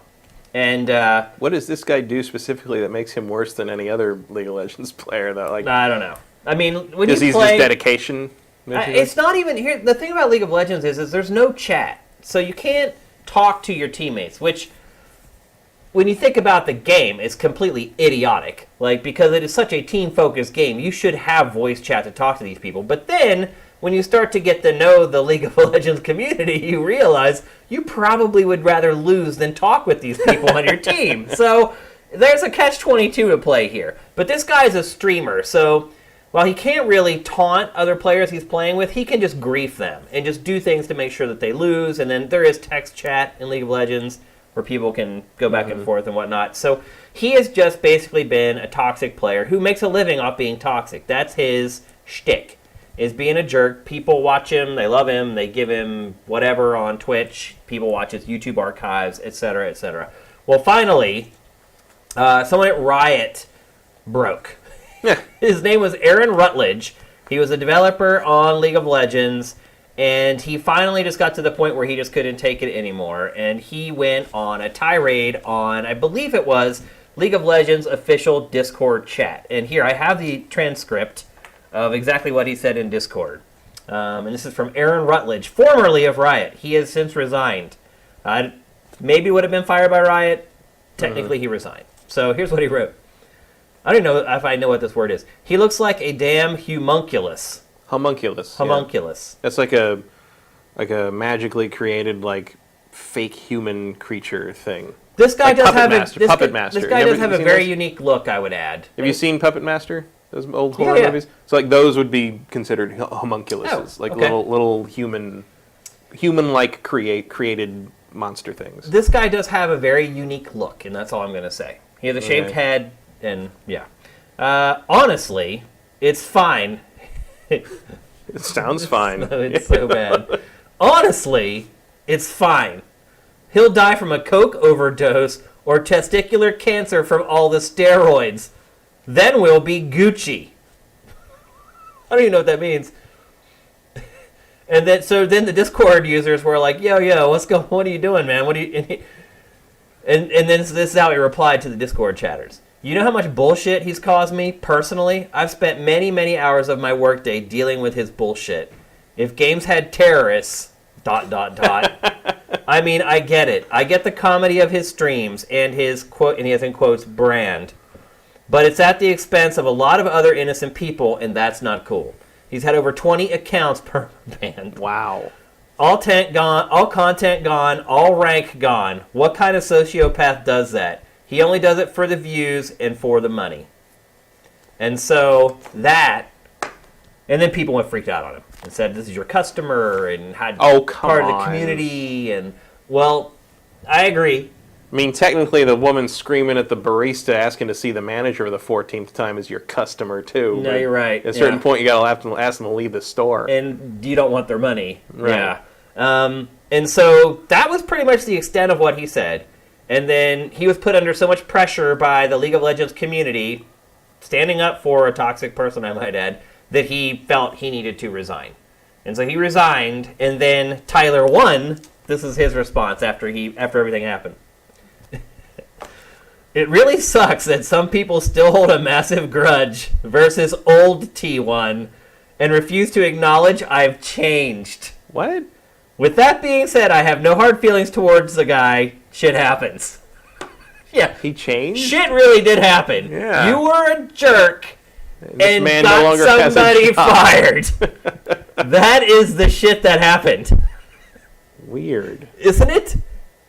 So basically, Tyler 1 is saying, like most toxic people do, they come to this point where they say, I've changed. And now that I've said that I've changed, you need to accept that I've changed and forget everything I did before. It's like all of a sudden we have to call Angry Joe Understanding Joe. Right. Patient Joe. Like, just don't ever mention him again. Like, what do you mean?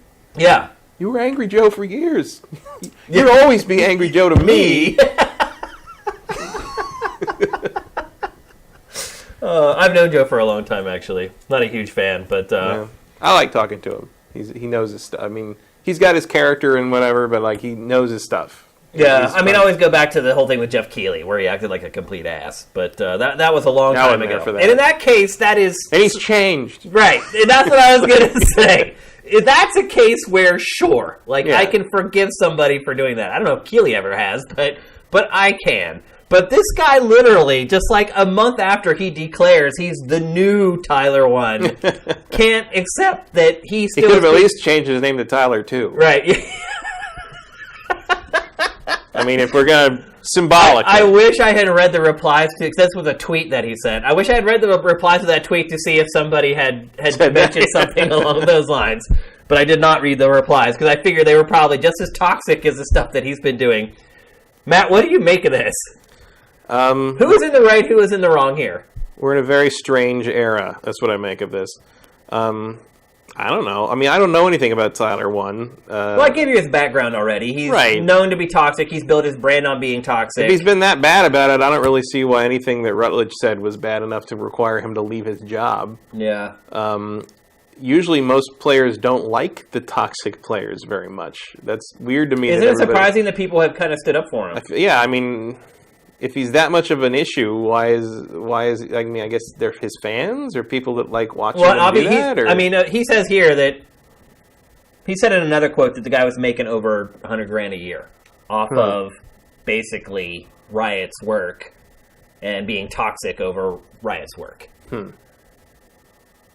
When do you think? I guess maybe the question is, when do you think it's okay to let a customer have it? Probably around the 20th permaban. Like I would think. Because I mean, anyone who runs a business eventually reaches this point where they have to ask themselves, is it worth me blowing this person out of the water? Right. Because I mean, we get comments on YouTube all the time from people that are just have no idea what they're talking about. I mean, it's probably... And I just delete them because it's not worth it for me to respond to them. Yeah, I mean, the difference there is that you are the owner of SIFTD, and this guy doesn't make policy for Riot. I mean, I mean, who knows? Internally, I'm sure there was like, hey, we can't have random developers getting on the Discord and calling people assholes. Like, well, the other thing, too, though, is... Whether they are or not. All of Riot knew this guy. Because he had been an issue, a thorn in their side for years and years, and many people had had to work on problems that he had created. So... It wasn't like it was just some random user who went off the handle and he went off the handle then. Like, this was a build-up. Yeah. I mean, but apparently Riot doesn't know what IP banning is. I don't... They just can't ban him. I mean, he can go through a proxy and hide his IP address and blah, blah, blah. It just doesn't work. Here, maybe the better question is, if you were Riot, would you have fired Aaron Rutledge? No. But I probably would have told him to stay off the Discord. Yeah. Like that's not gonna win you any favors, really. Yeah. Like having random Riot employees talking about how much they hate one particular guy. But Matt, do you think maybe some of the more law-abiding citizens who play League of Legends might appreciate him finally standing up and being like, "Look, dude." Sure, but like that's not proper channels. You know what I mean? Yeah. I mean, a corporate environment, and I know Riot is a very loose kind of like, hey, we're all part of the we're all bros, part of the same team. We're all working towards the same thing. We're making this amazing game. But they are still a corporate environment when it comes down to it because they're a multi-billion-dollar brand. I think billion at this point for sure. And I mean, it's like Blizzard made the announcement about how we've wasted time dealing with toxic people instead of making the game better. But that was an official statement from the person at Blizzard who was hired to make that statement. Right. Like it's different from some developer of the game sort of mouthing off in a chat room, which is basically what's happening here. And no matter how much I sympathize with what he's saying there, like that's going to get you in trouble. Like back in the day, we couldn't have gone on the message boards at G4 and been like, this one guy who keeps sending us email is crazy. Like we can't, that's not going to fly. Well, the other part of it too is that we have not seen the Riot employee handbook where they clearly lay out what you can and can't do. And the bottom line is if it says you can't do this and he did it, then it's a moot point. I mean, it sounds to me like he just, had a bad enough day with it that he decided to vent over it and it came back at him. And like that happened, we're human. We've all been there, and we've also all seen people get fired over similar things. Maybe not as public as this, but I've seen plenty of stuff like that over the years. People doing dumb stuff. Some of it's not even dumb. It's not even dumb. It's just that one moment, and there it is. And then you're like, where's blah blah blah? And they're like, oh, sit down. There's a story to tell. And it's like. And usually it doesn't happen right out in front like this, but like it happens. And like I get why it became an issue for Riot, but like I don't know. The only person who seems to have had no consequences here is the guy who got banned 20 times. No, that's what I'm saying. That's what his reply just rubs me so raw, dude. It really sucks that some people still hold a massive grudge versus old T1. He is trying to say, it's your fault, bro. Mm-hmm. It's your fault. You're holding a grudge. Well, this is the new permutation of his brand. Right.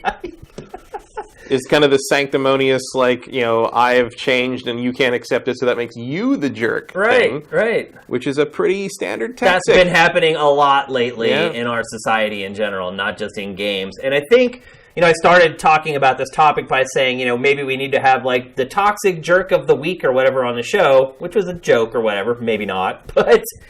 Where is this all going, though, Matt? What is the answer, the solution to this? Because this is something that's just happening every week now, where we're finding toxic people in our community are either hindering development of a game we all love, or are getting good people fired from their positions. And again, while I probably wouldn't have did what he did, I wasn't in his situation. I wasn't the one who maybe had to work tons of overtime trying to deal with crap that this guy stirred up. I can't really put myself in his shoes. I wouldn't do what he did. I wouldn't fire him for what he did based upon the evidence that we have. But you're right. At the end here, it appears Tyler has won. Where is this? How do we address this? How do we fix this? Keep banning him. Just ignore? I mean... But it's hard to... What else can you do? They're in a unique position, though, where... short of hiring hitmen, there's not a whole lot you can do about that. They're in a position different from, say, a business owner like me, where they're in a place, well, maybe I'm not all that different, where one customer is ruining the experience for the other customers. Mm-hmm. And we have had that problem on SIFTD, where we've had members who have been toxic and come on, but we just ban them. Yeah, they're trying. But it's also an element of scale, where it's like... one person, trolling or doing, jerky stuff on SIFTD can really impact a large percentage of SIFTD users' experience. One person doing that on League of Legends is not going to be noticed by 98% of the, player base because it's so huge. Just all the people that he plays with. Yeah. Which is not that many people all told. So clearly Riot is trying to do something or they wouldn't keep banning the guy. Yeah. But, beyond that, there's not a whole lot you can do. You already can't voice chat in the game. Just text chat, right? Yeah. What else? You put a satellite over his house and see when he's logging on, and And there's an extensive reporting system in League of Legends where after each game you can rate every player that you play with. And look, a lot of people use that to be vindictive or to punish people who aren't good at the game. People are pretty scummy with how they use the system. And that's been a problem for Riot all along, is trying to filter out the people who are being vindictive using it and the people who are legitimately using it. What I usually did whenever I would report someone for doing the stuff that like this guy would do, like griefing or just intentionally losing or getting pissy because he didn't get the lane that he wanted or whatever, is I would actually take the time to write a sentence. Because you can just report, and there's a field where you can like type an explanation. I feel like people who really care about people ruining the experience will take the time to write something, and so I always try to do that whenever, but there's no real solution to this, is there? Not really. I mean, it's always going to be jerks. Yeah. And, I mean, it's been around forever. I mean, there used to be people that, you know, remember in Phantasy Star Online when, like, there was a way to delete somebody's character by, like, text stuff you'd send in a lobby? Like that, I mean, people would just do that. People go, like, you could lose hundreds and hundreds of hours off of that. That's I remember, crazy. too, back when there was, like, that Meseta trick where people could give other people, like, huge gobs of Meseta. I had a friend who tried to give it to me, and he had to drop it on the ground. And you'd have these people who would stand, like, 5 feet away, and they'd wait to see that Meseta drop, and they'd dart over, and they'd take it from you before you could pick it up. So, I mean, look, griefing and acting like a jerk online is nothing new.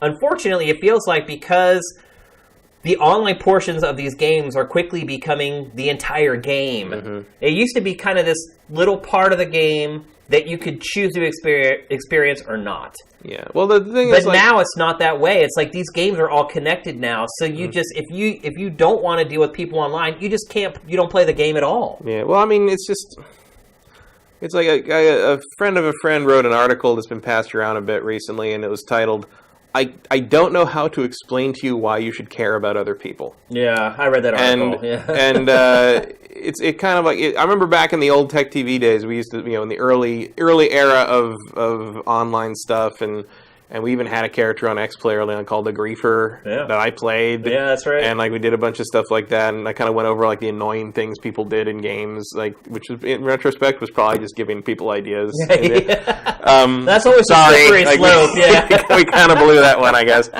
But we used to think, I remember like Adam and we used to talk about how like, oh, well in the future eventually when everything kind of converges and like your real name and like your identity is sort of wrapped up in who you are online, and it's not just a bunch of people under pseudonyms, it will get better because people won't want to be. Apparently not. Well, we've had that debate on GameFace before about using real names. Right.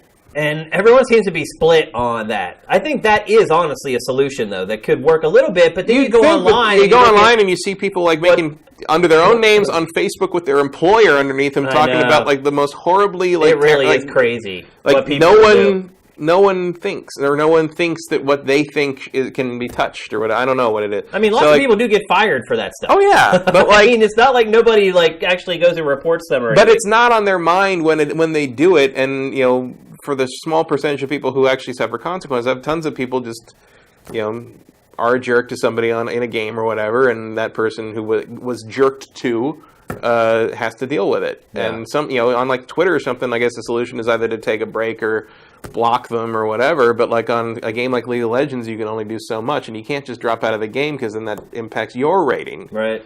And I don't know. That is another problem with League of Legends. Yeah. Is if you don't want to play with somebody who's a jerk, you don't have a choice. You got to stick with it. Even if you end up in a game where other players on your team drop, and the other team has a full team, you have to play the game all the way out. So when in the rating system afterward, can you mark someone as someone you don't want to be matched with later, or is that a... You can. In certain modes, you can. If you play like ranked, like you don't really have control over who you play with. Okay. But if you're just playing casual, yeah, you can block people so you don't get matched up with them again. I mean, it's a big thing. You know, like my girlfriend plays Overwatch all the time, and like her and her friends won't play ranked. Yeah, because it's so bad in there. That's where the worst people are. So you wouldn't. To me, you'd think it would be the reverse, but that's not how it works out. No, well, because it's the toxic people that care so much about... That they act that way. About the rank. So, and of course, you're going to get better reactions from non-toxic people in ranked because the people playing ranked probably care about, you know, getting further in ranked, and, you know, ruining that experience is going to get you a more drastic reaction than ruining someone's casual game. Yeah. So, I think the funny thing about... It's just choosing their targets, really. No, you're right. I think the irony in all this is that generally toxic people are some of the best players. I mean, in almost every multiplayer game I've ever played, the people who are the biggest jerks tend to be one of the best players in each match. That's interesting. I haven't run into that too much. And I mean, the last real jerk I ran into was probably like Halo Reach or something. Wow. You know, like I don't play a lot of online shooter stuff or online things. Like, you know, I played mostly fighters online, and very rarely I will, you know, win or lose a match, and I'll get a message from them on PSN or whatever. It's always either nice, cheap moves if I won, or you suck and should stop playing forever if I lost, even if it was like down to like the last round and a sliver of life. It's just like, you suck, don't ever play this again or something. I'm just like, I almost beat you, dude. Well, the classic is uninstall. Delete your account. Kind of thing, yeah, my first week of playing League of Legends, after every game, I pretty much got the real Dinfire uninstall, like after every game. And I'd be like, it was my third game, be nice. But you're right. I mean, I think that's another problem. It's not a problem necessarily, but I think that's another issue with this, is that there's a big part of the brethren who don't play online and don't have to deal with it. But the people that do are the ones who are like screaming from the rooftops, we need to do something, and everyone else is like, ain't my problem. Well, then like the like when I would play with my group online, which we haven't, that group kind of disintegrated a couple years ago. But basically, we would play and we'd get all the achievements in the Halo games and the Gears and stuff like that. But we would always do it in like a party, and so you couldn't hear anybody else. Right. So if anyone else was being a jerk, we didn't know. Didn't even know about it. Like, who knew? Like, nothing makes them more angry either. Right. Like every once in a while, maybe you'd have a guy come up and just start, like meleeing you in the face. Like, okay, I'm like, okay, clearly this guy's trying to annoy us and we can't hear him. Yeah. And we're just going to stand here and dance. Yeah. Like, so, that's great. I mean, that's how we deal with it. Obviously, there are ways. Yeah. That is not always an option, because it's, if someone's harassing you on that level, especially, women have a harder time with it, where like, they'll get harassed on a whole different level from, harassment and abuse in that regard happens about evenly between men and women, but women there's like a soft and a hard kind of abuse, and women get the hard version way more than we do. For sure. And although that doesn't necessarily mean, and sometimes you'll see dudes like suddenly suffer like half a day of abuse and just crumble. Like, they can't hold it together. So never underestimate the psychic cost of being on the receiving end of that kind of thing. You're absolutely right. So I don't want to minimize the idea of like, oh, just ignore them. Like, what are you going to do? Because that's not a solution to a lot of people. But like, it does alter people's behavior. For instance, if the game allows you to ignore someone effectively, I think that's probably the best option. But it does alter people's behavior, because we were doing the live stream. My wife stopped by a couple times to bring me food and to just say hello and make sure I was alive, and she would not come on camera. She's like, I'm not going on camera. Because she remembers what it was like when I worked at GT and when I worked at GameSpot, and my mom and my sisters would send her emails and be like, oh my God, can you believe the stuff that they're saying about Shane online? And like, she just read like one thread of it and was like, never again. So it does affect some. It never even happened to her. It happened to me. And just her seeing it happen to me was enough for her to be like, I want no part of that. So, well, also similar things that probably happen to her in real life.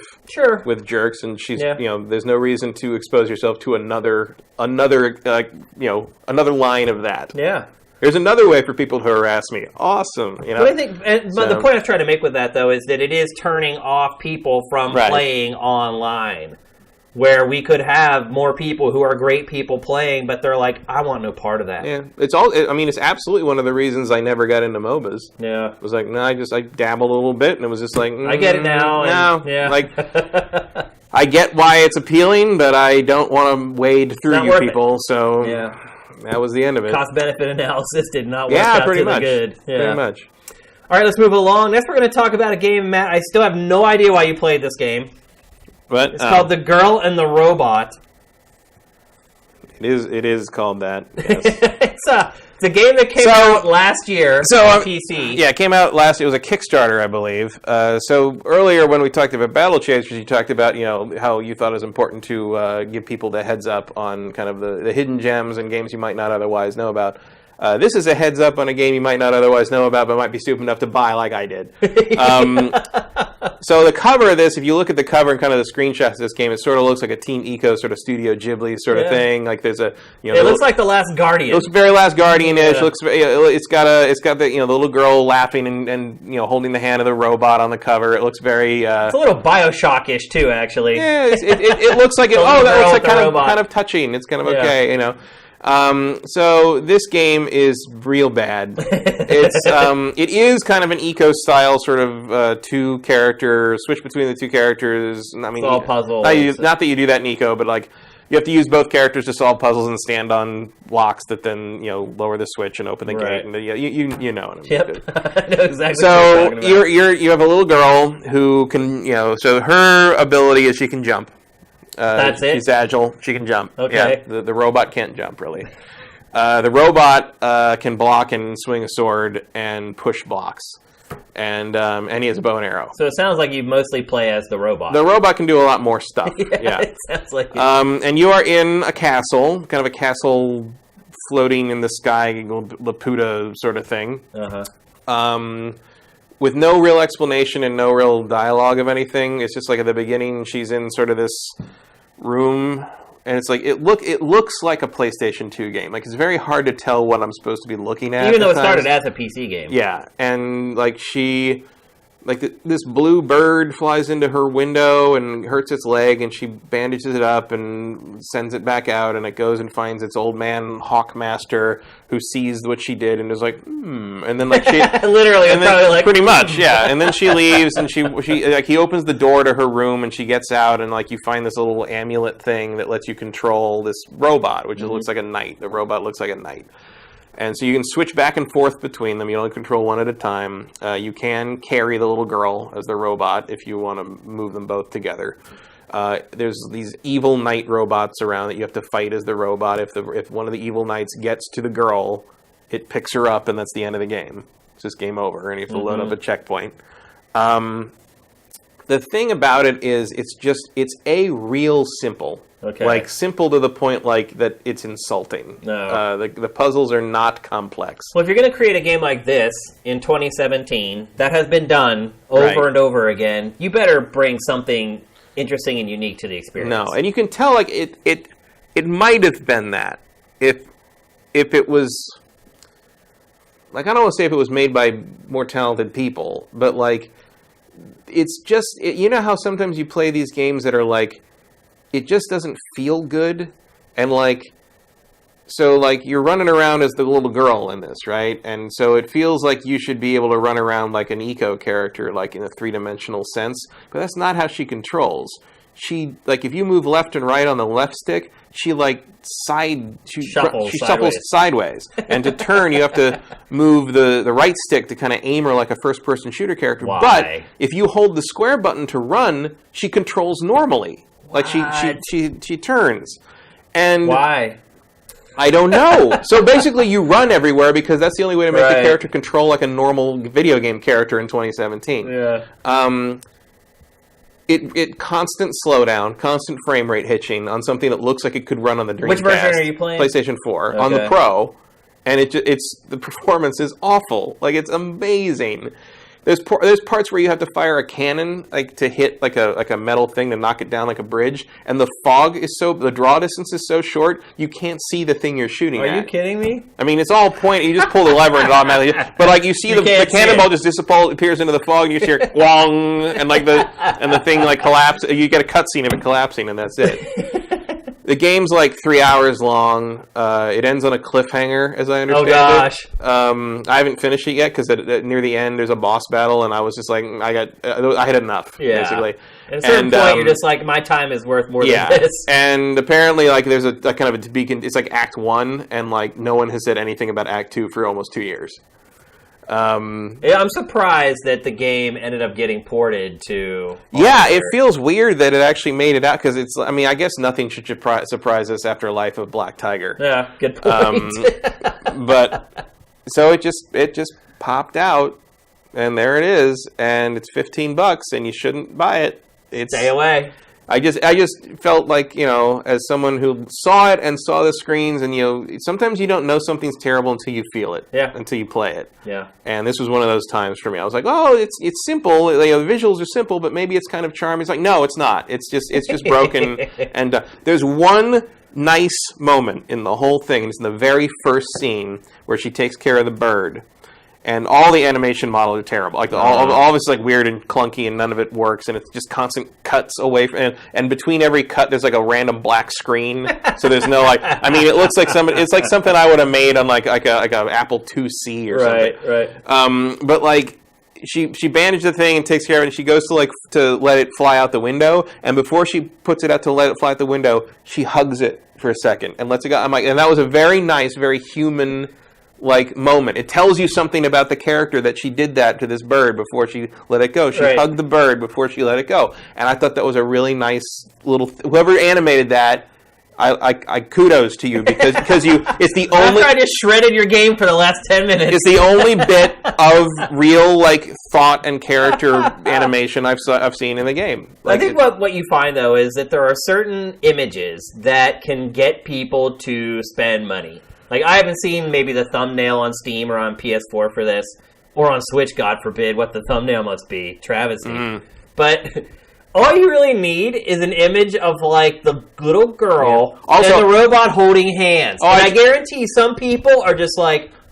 Yeah, it got me. But I should also note that the icon on the PlayStation 4... is just a super close-up of the robot's head from the cover with no title on it, which is exactly what people keep hating on. Right. And it was a moment where I was angry because I realized, I'm like, is that this? And I scroll through all my other icons, and they all have the full thing with the title of the game on it. It's the only thing in the whole list that has just a picture of the character with no name on it, like a fucking mobile game icon.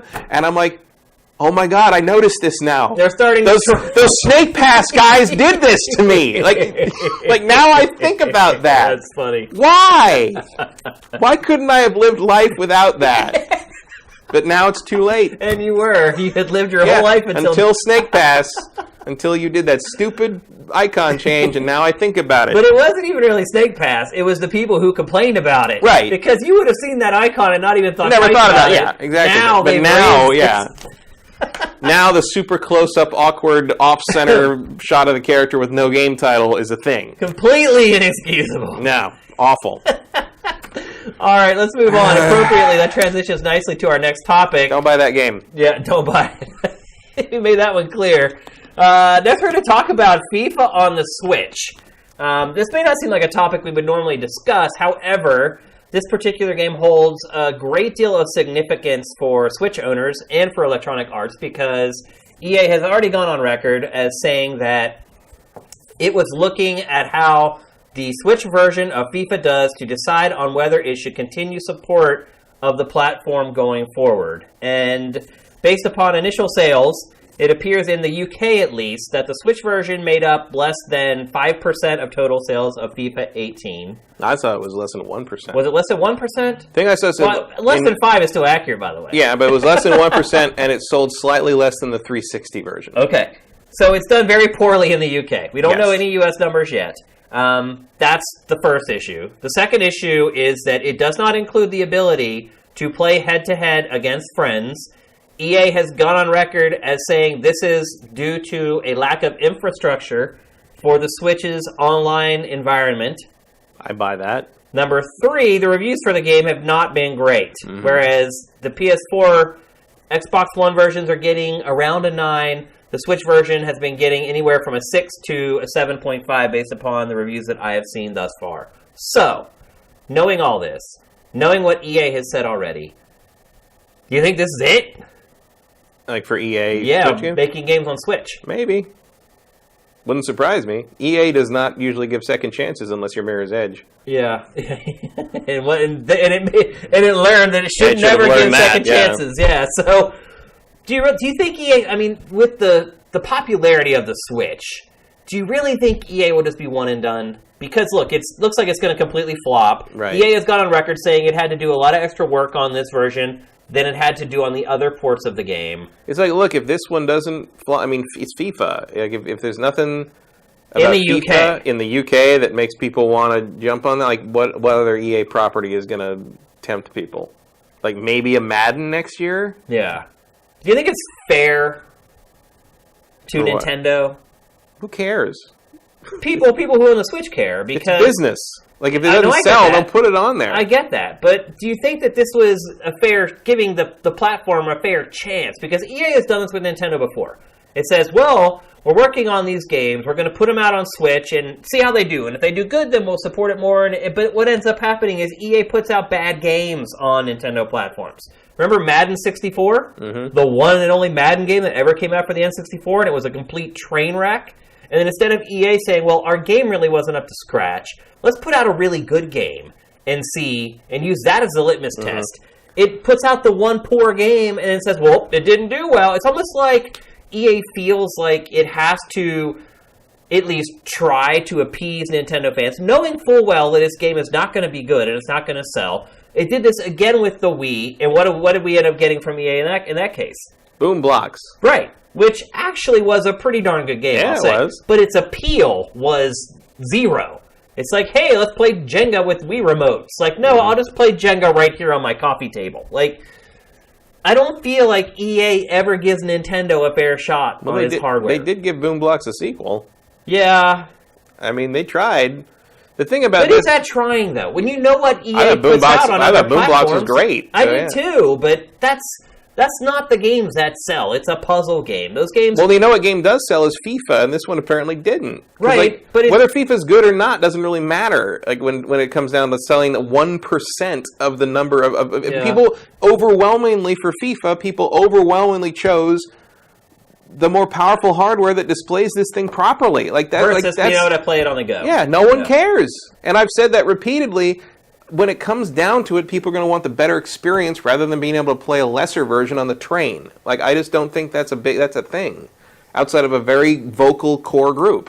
So while maybe FIFA, you and I might not consider FIFA the greatest litmus test in the world, like it's EA's biggest franchise, I think you could argue. It is. And like outside of maybe putting Plants vs. Zombies on it, I don't know what else you want to use as to tip your toe in that water. Like I think you're going to see the same thing with the Bethesda games. I don't think the Bethesda games, maybe outside of Skyrim might have some appeal because of the portability. I think Skyrim was going to do well. But I don't, in terms of like Wolfenstein, who's going to pick that version over the other versions if they have another way of playing that game? I would be surprised if you look at total sales of Wolfenstein 2, if the Switch even makes up 5% of them. Yeah. Like it's just... And look, it is behind the 8 ball, it has a much smaller installed base and all that, but... Sure. But like, percentage doesn't matter on that. Yeah. Like if you're talking about like, what attach rate is what you would be somewhat, talking about. But it's like who would pick that over the other versions? You're either double dipping, or if you're only buying one, you're probably not buying the one on the lesser hardware. Yeah. Unless you really are unless you spend 3 hours on a bus every day, then it would make sense, I guess. But this is a case though where I feel like if you're a Nintendo fan and you, God bless you, you only had a Wii U and then you upgraded to Switch after that. This might be one of those cases where you need to go out and buy the game. Because if you don't, it's gonna be the same thing all over again with the Switch like it was with Nintendo's last and then couple EA consoles. won't make games for the Switch, and you won't be able to play... Yeah. Well, I mean, EA at this point has really just come down to driving games, sports games, like you really and Battlefront. Yeah, Battlefront and Battlefield and that's Need it. for Speed, and take care. Like Yeah. that's the end of EA not making. It's not the death blow that it was in the Dreamcast era. I think the problem though is you have EA is also not making VR games. They're just not into. Right. They're not into the risky stuff. Which does well for their stockholders. Yeah. But I think maybe the bigger issue is it's like a dog whistle to other publishers. So 2K right now, kind of sitting on the fence. It's dipping its toes in with WWE 2K18 and NBA 2K18. If those first two games don't sell well, and they look at EA's product and they're like, EA has the best soccer game, it didn't sell, our wrestling game didn't sell, our basketball game didn't sell, you got to figure 2K is probably, that 1 foot that's in the door is getting pulled out of the door, and they're out. And then you have EA and 2K that are both saying, well, and then if you dogpile onto that with Bethesda, that could be it for Switch third-party support, which I will admit it already has more than I thought it was going to get. Right, right. But again, like, none of those versions of those games have any appeal to me. Yeah. Like, if I have other platforms other than playing Nintendo. Skyrim on the go has some appeal to me, definitely. Playing Skyrim without mods is non-starter to me. Yeah, like, I mean, you've played a metric ton of Skyrim, right? though. But I mean, if you're not going to give me the full experience, like, what's the point? I mean, like, even on the once any other console, even to some degree the PS4, you can play with mod support, which makes the game better and gives you some really important quality of life upgrades that are not so far. I mean, maybe they'll put that mod support in once Nintendo has an online infrastructure to speak of, like, you know, early next year. But right now at launch, I don't think you're getting a very inferior Skyrim experience outside of the ability to take it outside the house. To me, that has charm, and I'm just somebody. Not for $60, it doesn't. I'm just someone who played Skyrim once, finished it, never went back, never messed with mods. I just played through the campaign, and I was done with it. So to me, it does still have some appeal. But I think the other thing that's going against Switch in this particular case, and with this particular timing, is that this holiday season, when someone buys a game for Switch, what are they going to buy? They're going to buy Mario. And Zelda, if they haven't already. Right. Like, that has been a problem for Nintendo all along. Is that when third parties do show up, Nintendo fans do not buy third-party games. And the irony of it is that when they're really going to need third-party support to keep people interested is not 2018, and they're not going to have it because none of the stuff this year is going to sell. Yeah. I don't know. It's going to be interesting to watch. I mean, I'm flabbergasted at the sales of Switch. I mean, it just continues to just roll and roll. And well, because people are buying it for Nintendo's output, because that's what people buy Nintendo systems for, and they have since the GameCube. That's basically been the rule. You have a Nintendo system, you play the Nintendo releases on it. You have another game console or a PC to play everything else on. And I think that's where Microsoft. If Nintendo feels like Nintendo wants to break out of that mold a little bit, or they wouldn't be courting Bethesda the way they are to get 3 games ported over here. They clearly talked EA into doing something they didn't want to do. Like, this FIFA game feels like they grudgingly made it. And I think that is where Nintendo's strategy for lower-powered hardware burns it the worst. Absolutely. Because if you look at Microsoft... Nintendo can make something that look, all this stuff like Splatoon 2 and Mario plus Rabbids and Mario Odyssey, they've got this really sharp, clean look to them that makes them, they're clearly not technologically on the same level as something like Horizon, but they look great. Yeah. They found the art, kind of the house style that takes the best advantage of the hardware at the resolution they're putting out at, and it looks fantastic. It looks really sharp and great and appealing.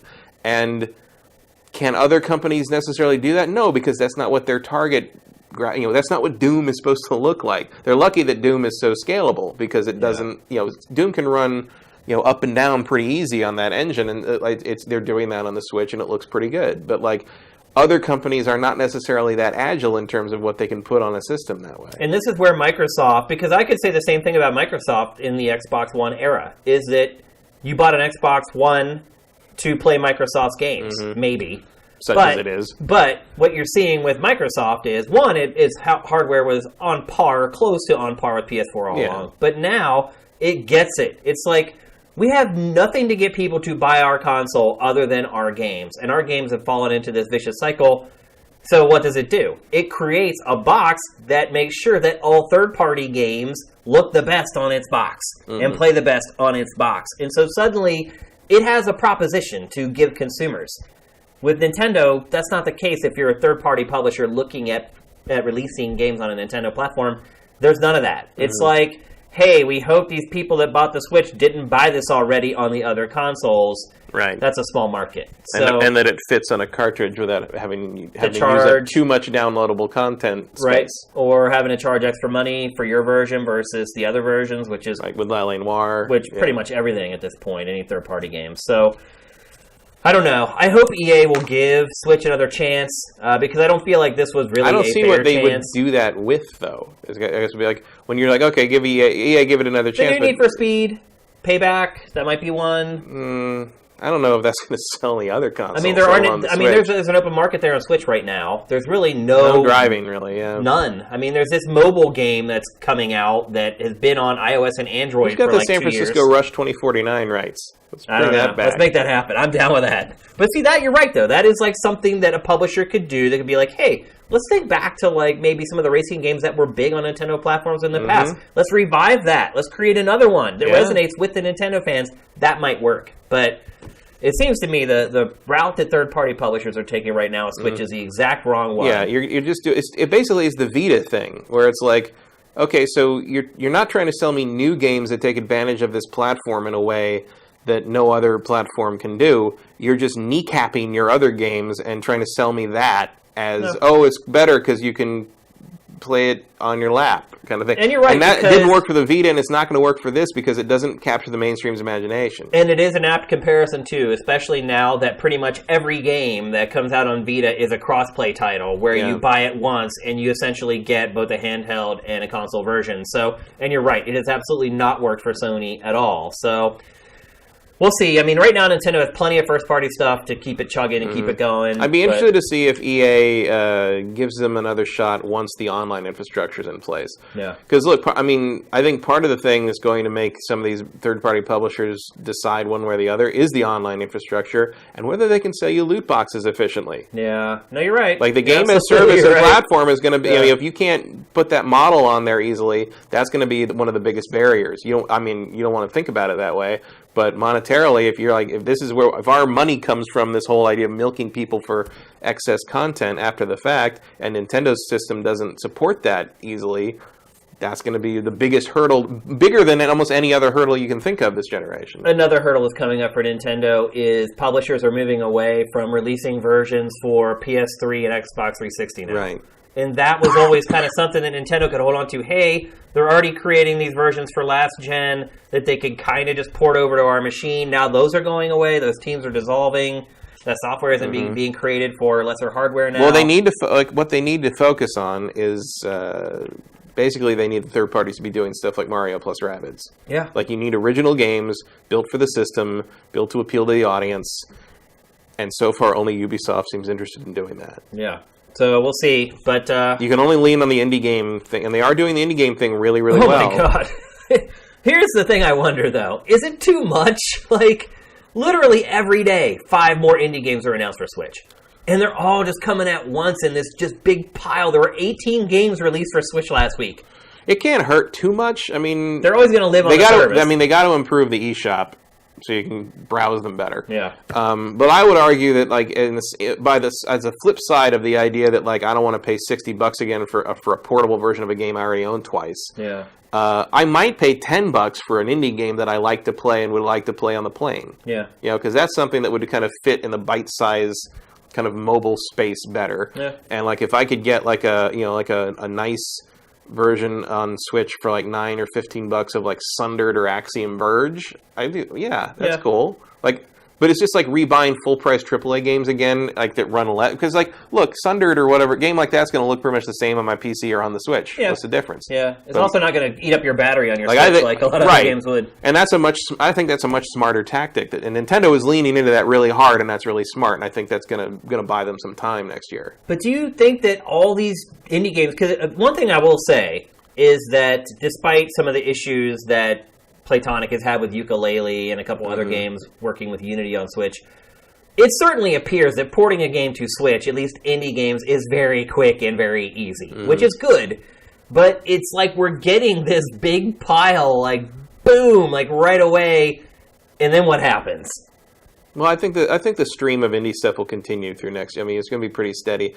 The main issue here for me is like there's no real way to browse them on the eShop right now. Yeah. Like you've got basically your 3 highlight places, and then you can search for them directly. But there's no way to just sort of like, hey, just dig through and show me stuff. Just let me see what you got. There's no way to do that yet.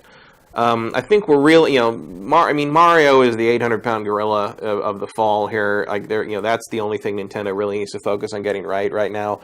But come January, and moving into Q1 or whatever, I assume sometime in mid-January, because that's also when they announced the Wii eShop will shut down. So to me, that would indicate that that's when they're going to make that transition. like that eShop, the new eShop basically has the Switch eShop has to be robust and functional, and the online stuff has to be there so that it becomes this indie marketplace that's the best way to play these games, on the go, basically.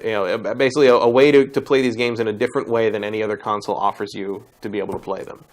And that's where their strength is going to be there, because playing most of these indie games on the Switch is not going to be a lesser experience technologically than any of the other consoles.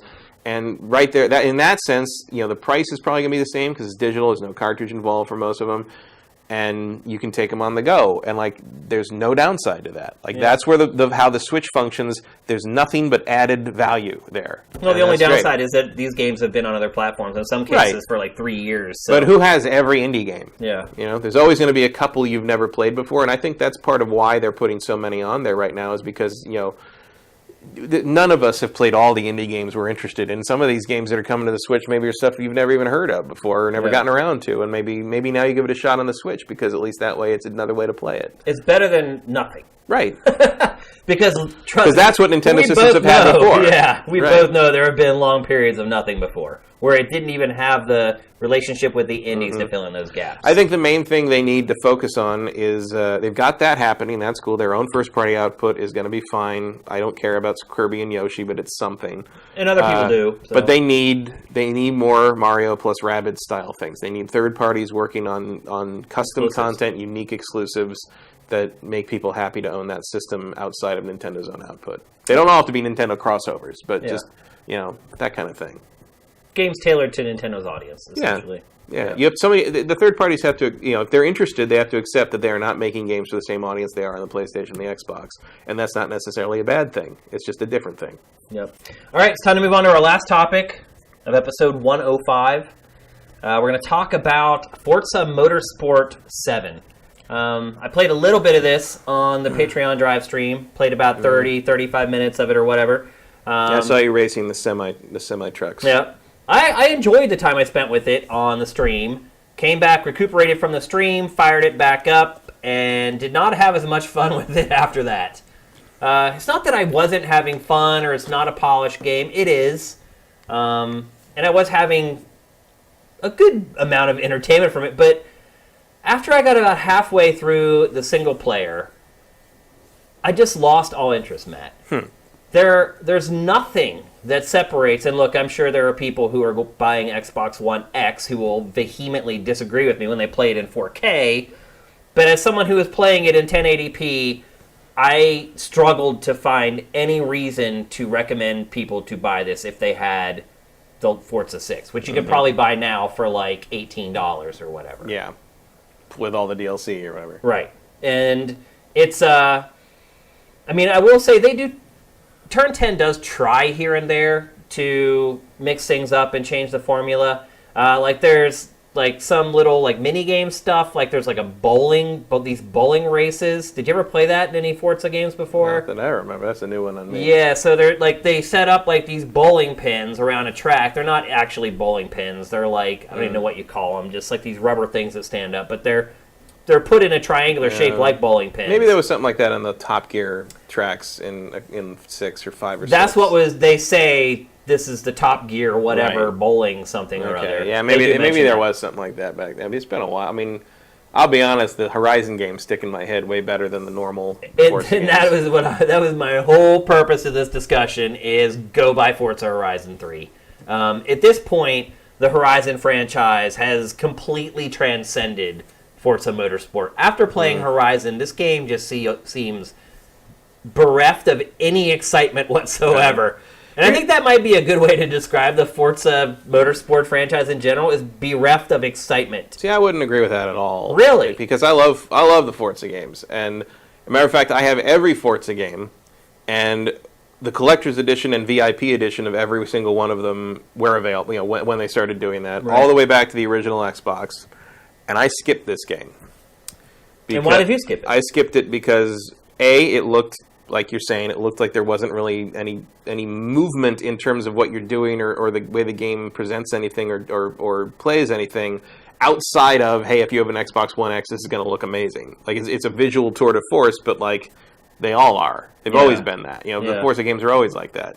Forza Horizon 3 is that on my PC. I mean, they're very pretty games. That's not a new feature when you think about it. But because, like, as someone who finds the panic over loot boxes to be a little overblown, I think what they're doing with this game in the loot boxes is beyond not the acceptable. Loot boxes are definitely down to the point that they, the VIP access has always been sort of the collector's edition version of things, and it's always been like a bonus to credits and XP, and you get some free cars and while they did change it after the community outcry, the VIP for at launch was you get a bunch of consumable stuff and then that's it. Yeah, it was not a permanent bonus, which they have changed. Now they gave freaked out. And they gave everyone a million credits, and they're going to change it and make it a permanent bonus. Okay, great, but like that wasn't in place when pre-order time was happening, and I decided I'm not going to do this.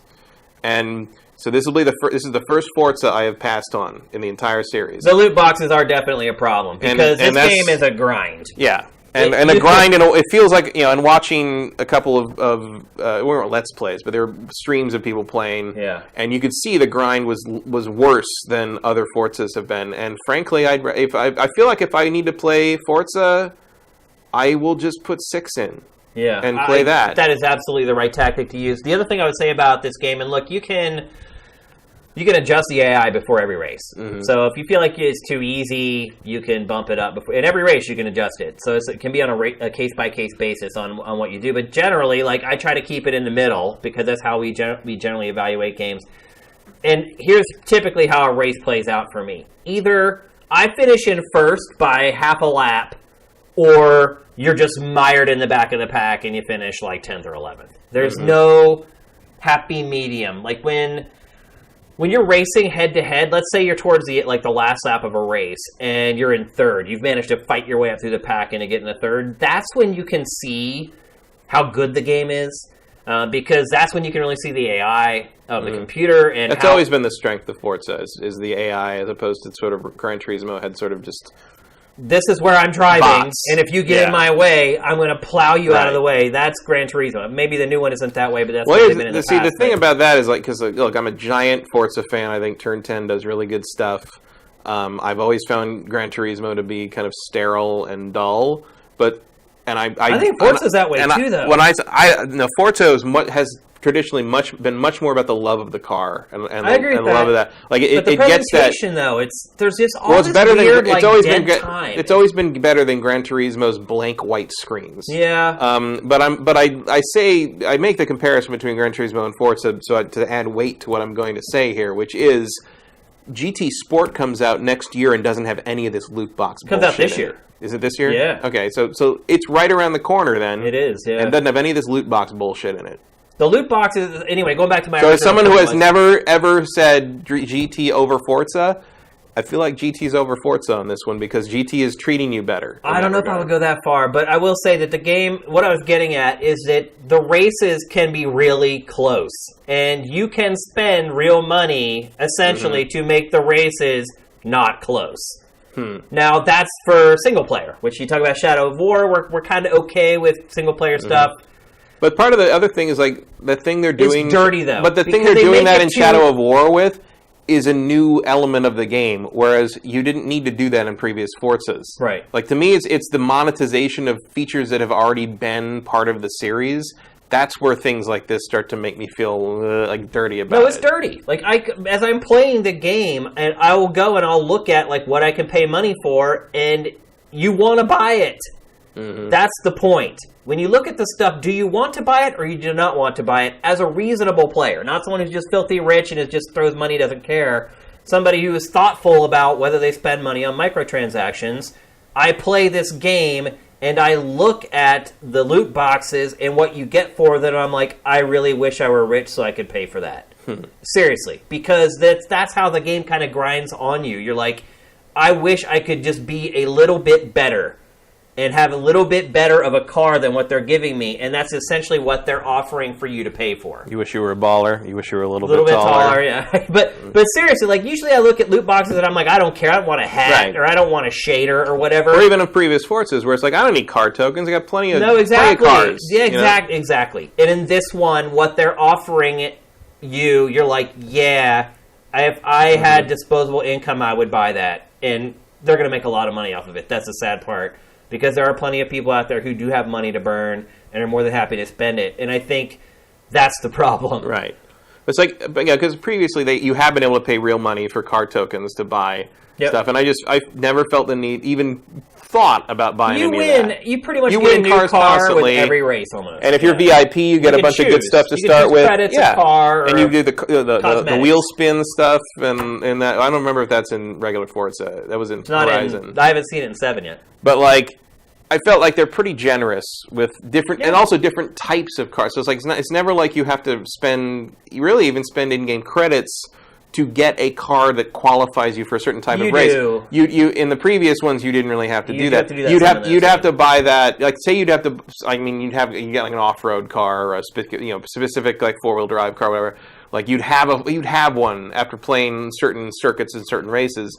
You'd be able to enter that next tournament or whatever. And maybe you'd have to spend credits to get the one you want, if there's a favorite car you had that you wanted specifically to get. But you would not have to spend in-game credits that you'd earned, really, just to qualify for an event. It does do that in 7. So that's a change then. Yep. Like there's these like Polaris like glorified golf carts, for instance. And like I didn't have one.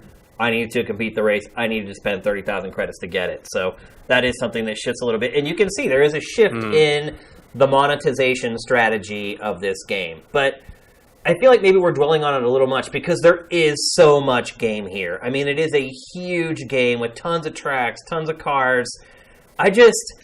I could not rationalize spending another 40 hours playing it. I just couldn't. I'm like, I have done all this before. I'm sure it feels like starting over again. Yeah, I mean, I'm sure there are 20 cars in here that were in the last game, and there's a few tracks that were in the last game, so they can say it's a new game, but this really just felt like an expansion to Forza 6 to me. I would not recommend buying this game. I would recommend going and finding Forza Motorsport 6 somewhere for $30.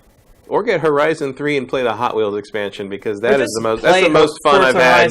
So far, Forza Horizon 3 for me is my favorite driving game of this generation. And I'm sure you can probably find that for $30 or $40 at this point. I feel like Forza Motorsport 7 is a technical showcase for Xbox One X. That's what it really feels like to me. Microsoft knows people are going to buy it because it was the game that they marketed the X with. Everybody knows it runs in native 4K. They're going to sell a ton of this game no matter what. But if you're not getting the X and you just own an Xbox and you're looking for your next driving sim, I just say buy the old game. And to your point about presentation being sterile and GT, I feel like this game is like this too. There's just all these awkward pauses where they stay on a screen of just a driver standing there too long.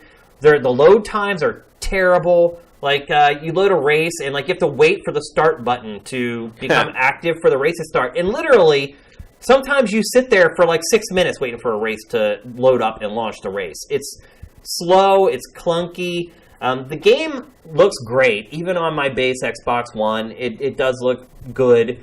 It's not going to blow you away like it does on Xbox One X, I'll tell you that much. And sometimes it's hard for me to even comprehend that they're the same game. I'm like, really? So this disc that I have in my Xbox right now, I could put this in One X and it looks that much better? Yeah, well, I booted up The Witcher 3 this week on PS4 because they put the 4K patch up. Yeah. And the difference is stunning. All it takes is a little geometry and a little texture bump, and man, there's a difference there. Yep. And it's all right there. It's doesn't even take that much data. It's just moving that slider up a little higher. And to me, look, I have all 6 other Forzas and the Forza Horizons. I'm a big Forza fan, but I just can't do this one. Not yet. And at the very least, I have to wait and see what the reviews say about GT. Yeah. And I haven't. Forza has been a no-brainer purchase for me for 10 years now. Every single time, I haven't bought a GT Gran Turismo game in forever. Probably not since 5, maybe some version of 5 for cheap or something. And now I'm really thinking maybe it's really time to take a look and make a real comparison. And we also have Project Cars 2 out there. Yeah, which just came out. It's getting huge reviews. And hey, maybe I'll just say screw all of it and wait for the Crew too. And that might be part of it for me, is that maybe just driving sims aren't my thing anymore. It could just be the point where I've just played them for so many years that they've just kind of lost their part allure. of it. Also, I feel like there's nothing in Forza 7, because I don't have an Xbox One X. I don't plan to get an Xbox One X. There's not really anything in Forza 7 that makes me desperately want it over just like booting up Forza 6 again. I don't know what it could be. I think that's the problem. Like, I feel like we've just reached the apex of the law of diminishing returns for I'm just not sims. enough of a gearhead that the minor tweaks of 7 are going to get me $60 interested. I guess would be the way to put it. Like I said, I got about halfway through the campaign and just quit. It got to the point where I wasn't really having fun anymore. It wasn't that it was hard or anything like that. Like, I was winning pretty much every race in first place or maybe second sometimes. Every once in a while you get that one driver that just a maniac that you're supposed to lose. And, and well, also like sometimes because it's all drivatar stuff, right? Yeah. So I've got a couple of people on my friends list that basically seem to train their drivatars to just ram shit. Yeah. There's some rubbing in. Well, the other thing too is games. when you play like Grand Prix, where it's like a series of races, the guy who finishes in second always finishes in second. So you win the first 3 races in first place, and if you finish like third in the last one, you don't win the circuit. I hate that. I mean, almost all driving games do that. Mario Kart does it. Whoever's in second always finishes second. So if you mess up once, you don't win first place in the circuit. This game does that as well.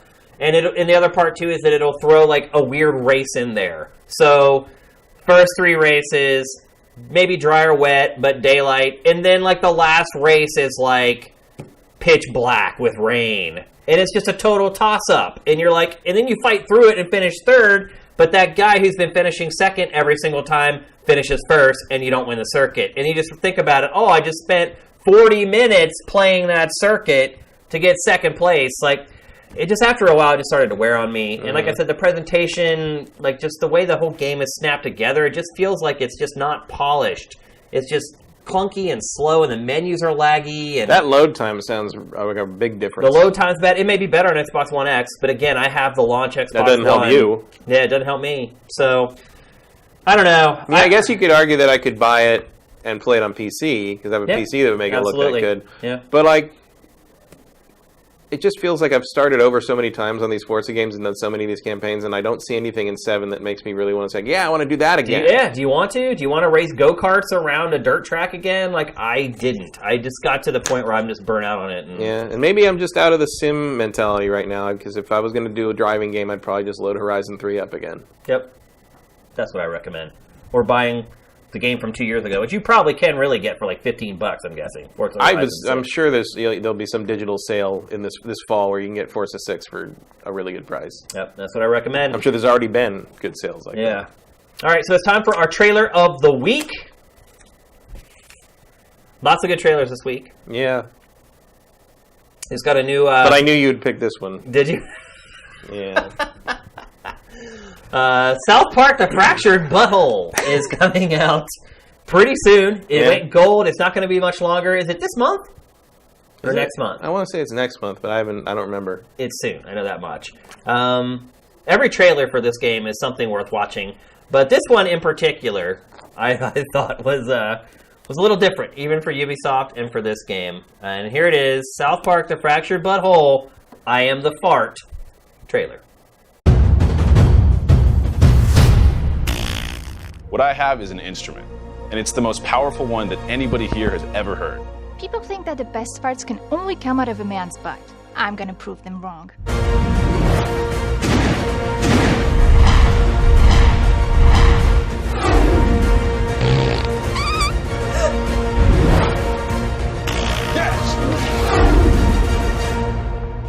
It's amazing!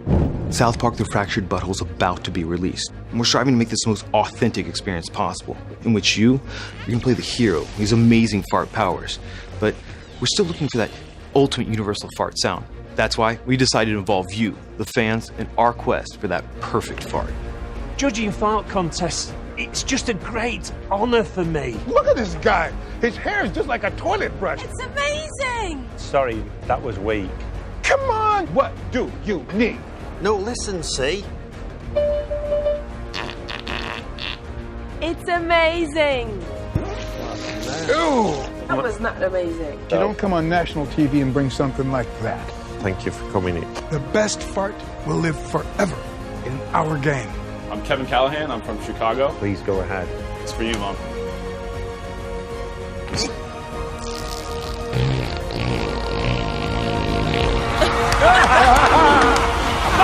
There you go. That is what we're talking about. Yeah. Oh my god, it was so great! That's amazing. I did it. Oh.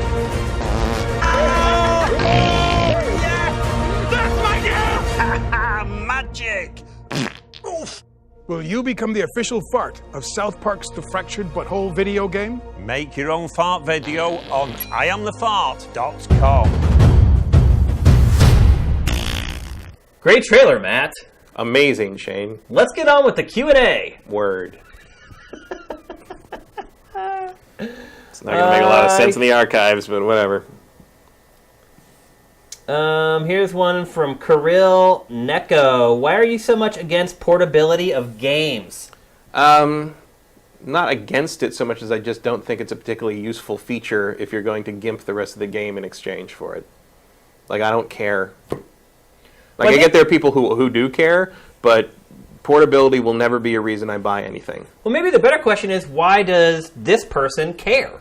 Right. I mean, it goes both ways. They could answer their own question if they looked at why they care, and chances are they probably care because they use public transit. They take a bus, they take a train to work or whatever. They live in a house where they don't have control over the TV all the time. Right.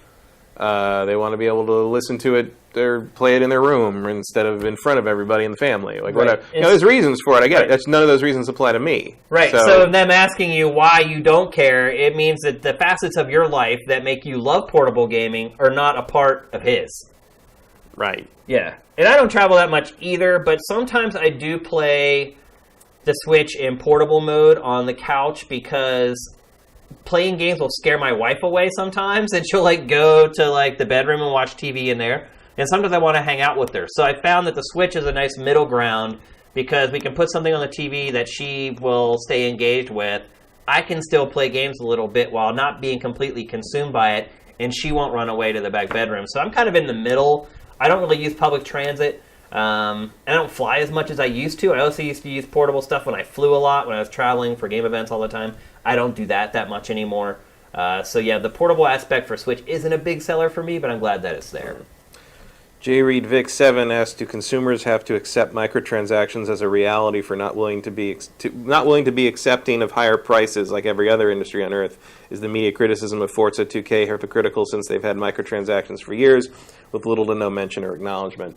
For the first part, I do believe we are going to have to accept Trade Federation control for the time being. This is just how the publishers of the AAA space have decided how they're going to make their money back without raising the price of the games to $80, and that's how it's going to be. But if people didn't spend the money on the stuff, then they wouldn't do it. But people will always do that. I mean, that's a the mobile gaming proved that. The whales will always be there. Yeah. And in terms of hypocritical, I don't think it's hypocritical because I think microtransactions are fine if I can ignore them functionally. Like if it's something like Forza 6, where car tokens are there, stuff like that is there, but the game never gives me a reason to want. Or like Injustice 2 and their loot boxes earlier this year, it would never have occurred to me to spend real money on those loot boxes because the game showers you with loot boxes. Right. When I stopped playing that game after playing daily for a few weeks, I had 30 loot boxes I hadn't opened yet because it's too many. Right. It just took too long. And so I don't think it's hypocritical because I think it's when you're hitting something I think Battlefront 2 is going to be hit by that too.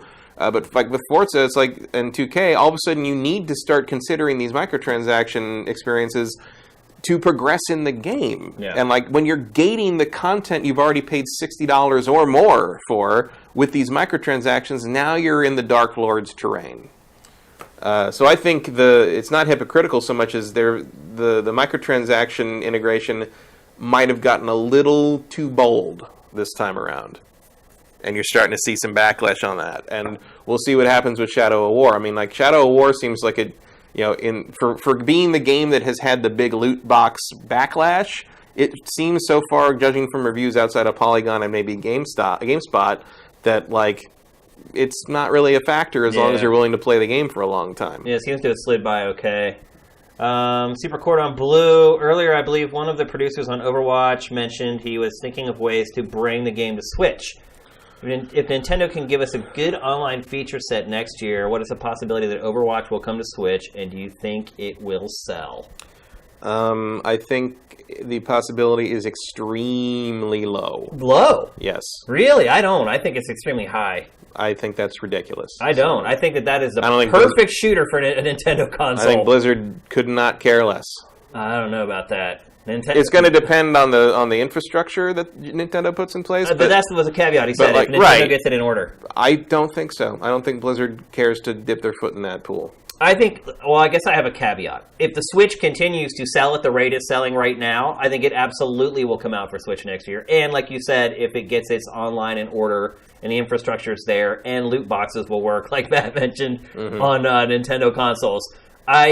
To me, I mean, that's the thing is like Overwatch is a perfect medium for Nintendo. It needs a shooter. See, I don't really agree with that. But really? I wouldn't want to play Overwatch with that controls. No, that's not what I was talking about, though. I'm talking about aesthetically for a Nintendo platform. It's all the younger kids will have a real shooter to play competitively against others. The cartoony aesthetic. I mean, to me, Overwatch is the first-person shooter that Nintendo should have made. That Blizzard beat Nintendo to the punch on that game. Like, should be Nintendo's game. It's not. It's Blizzard's. It appeals to all demographics.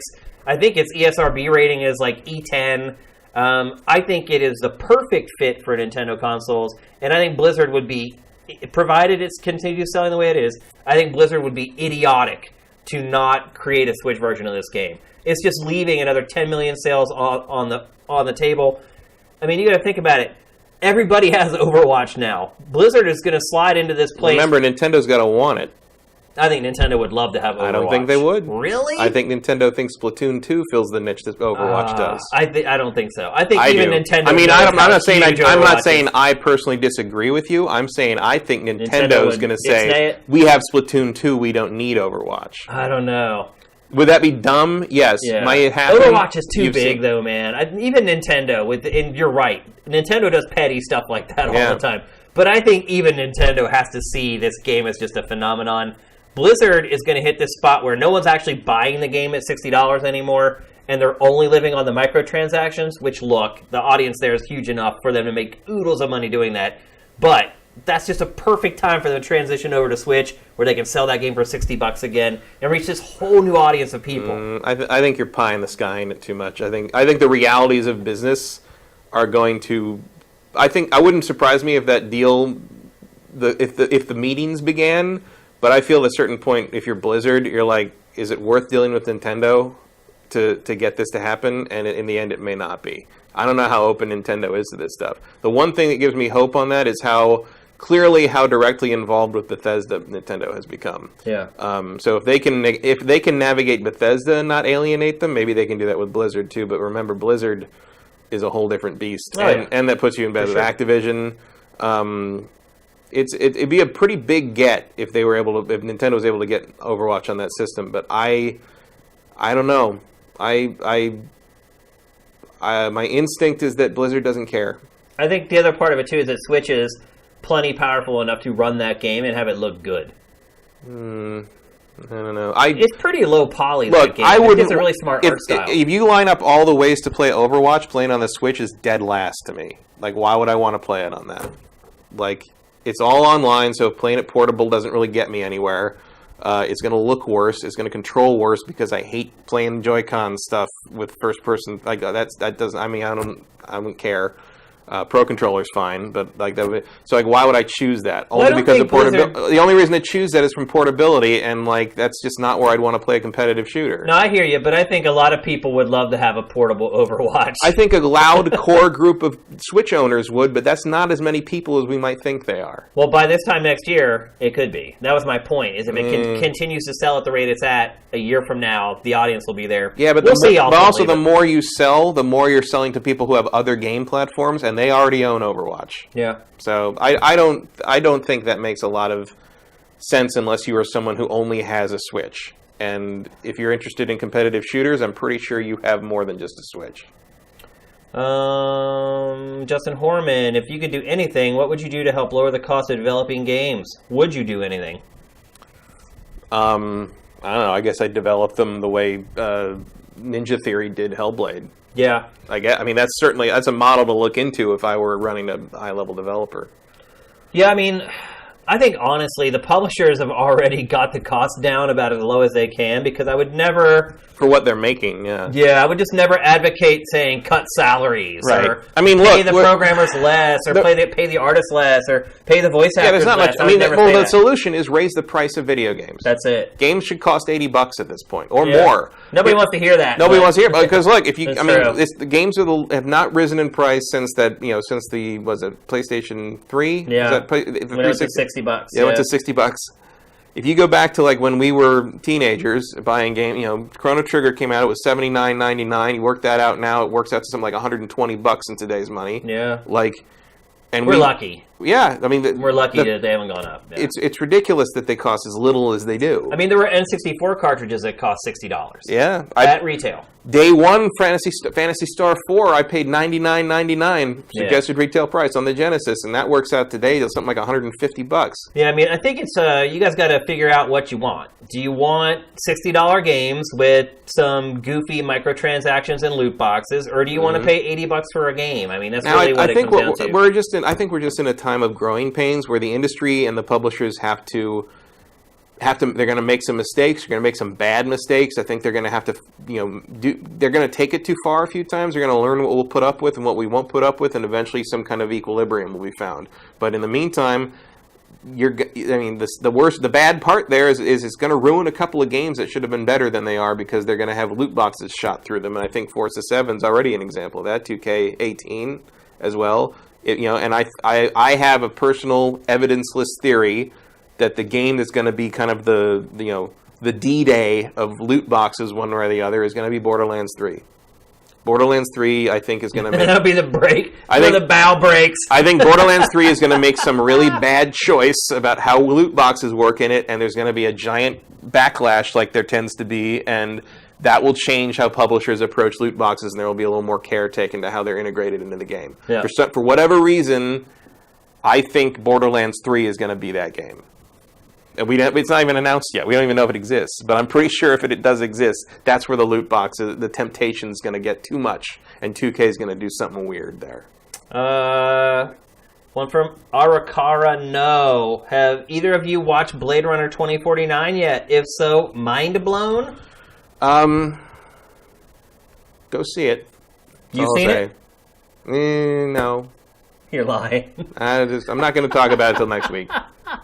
Okay. But I'd recommend seeing it. Go see it on the big screen. There's something going on here. But I trust Matt's opinion on movies, so you should probably go see it. I have not. I have not had time to go to see any. I haven't went to a movie in I don't know how long. Try to get to this one before someone spoils it for you. Okay.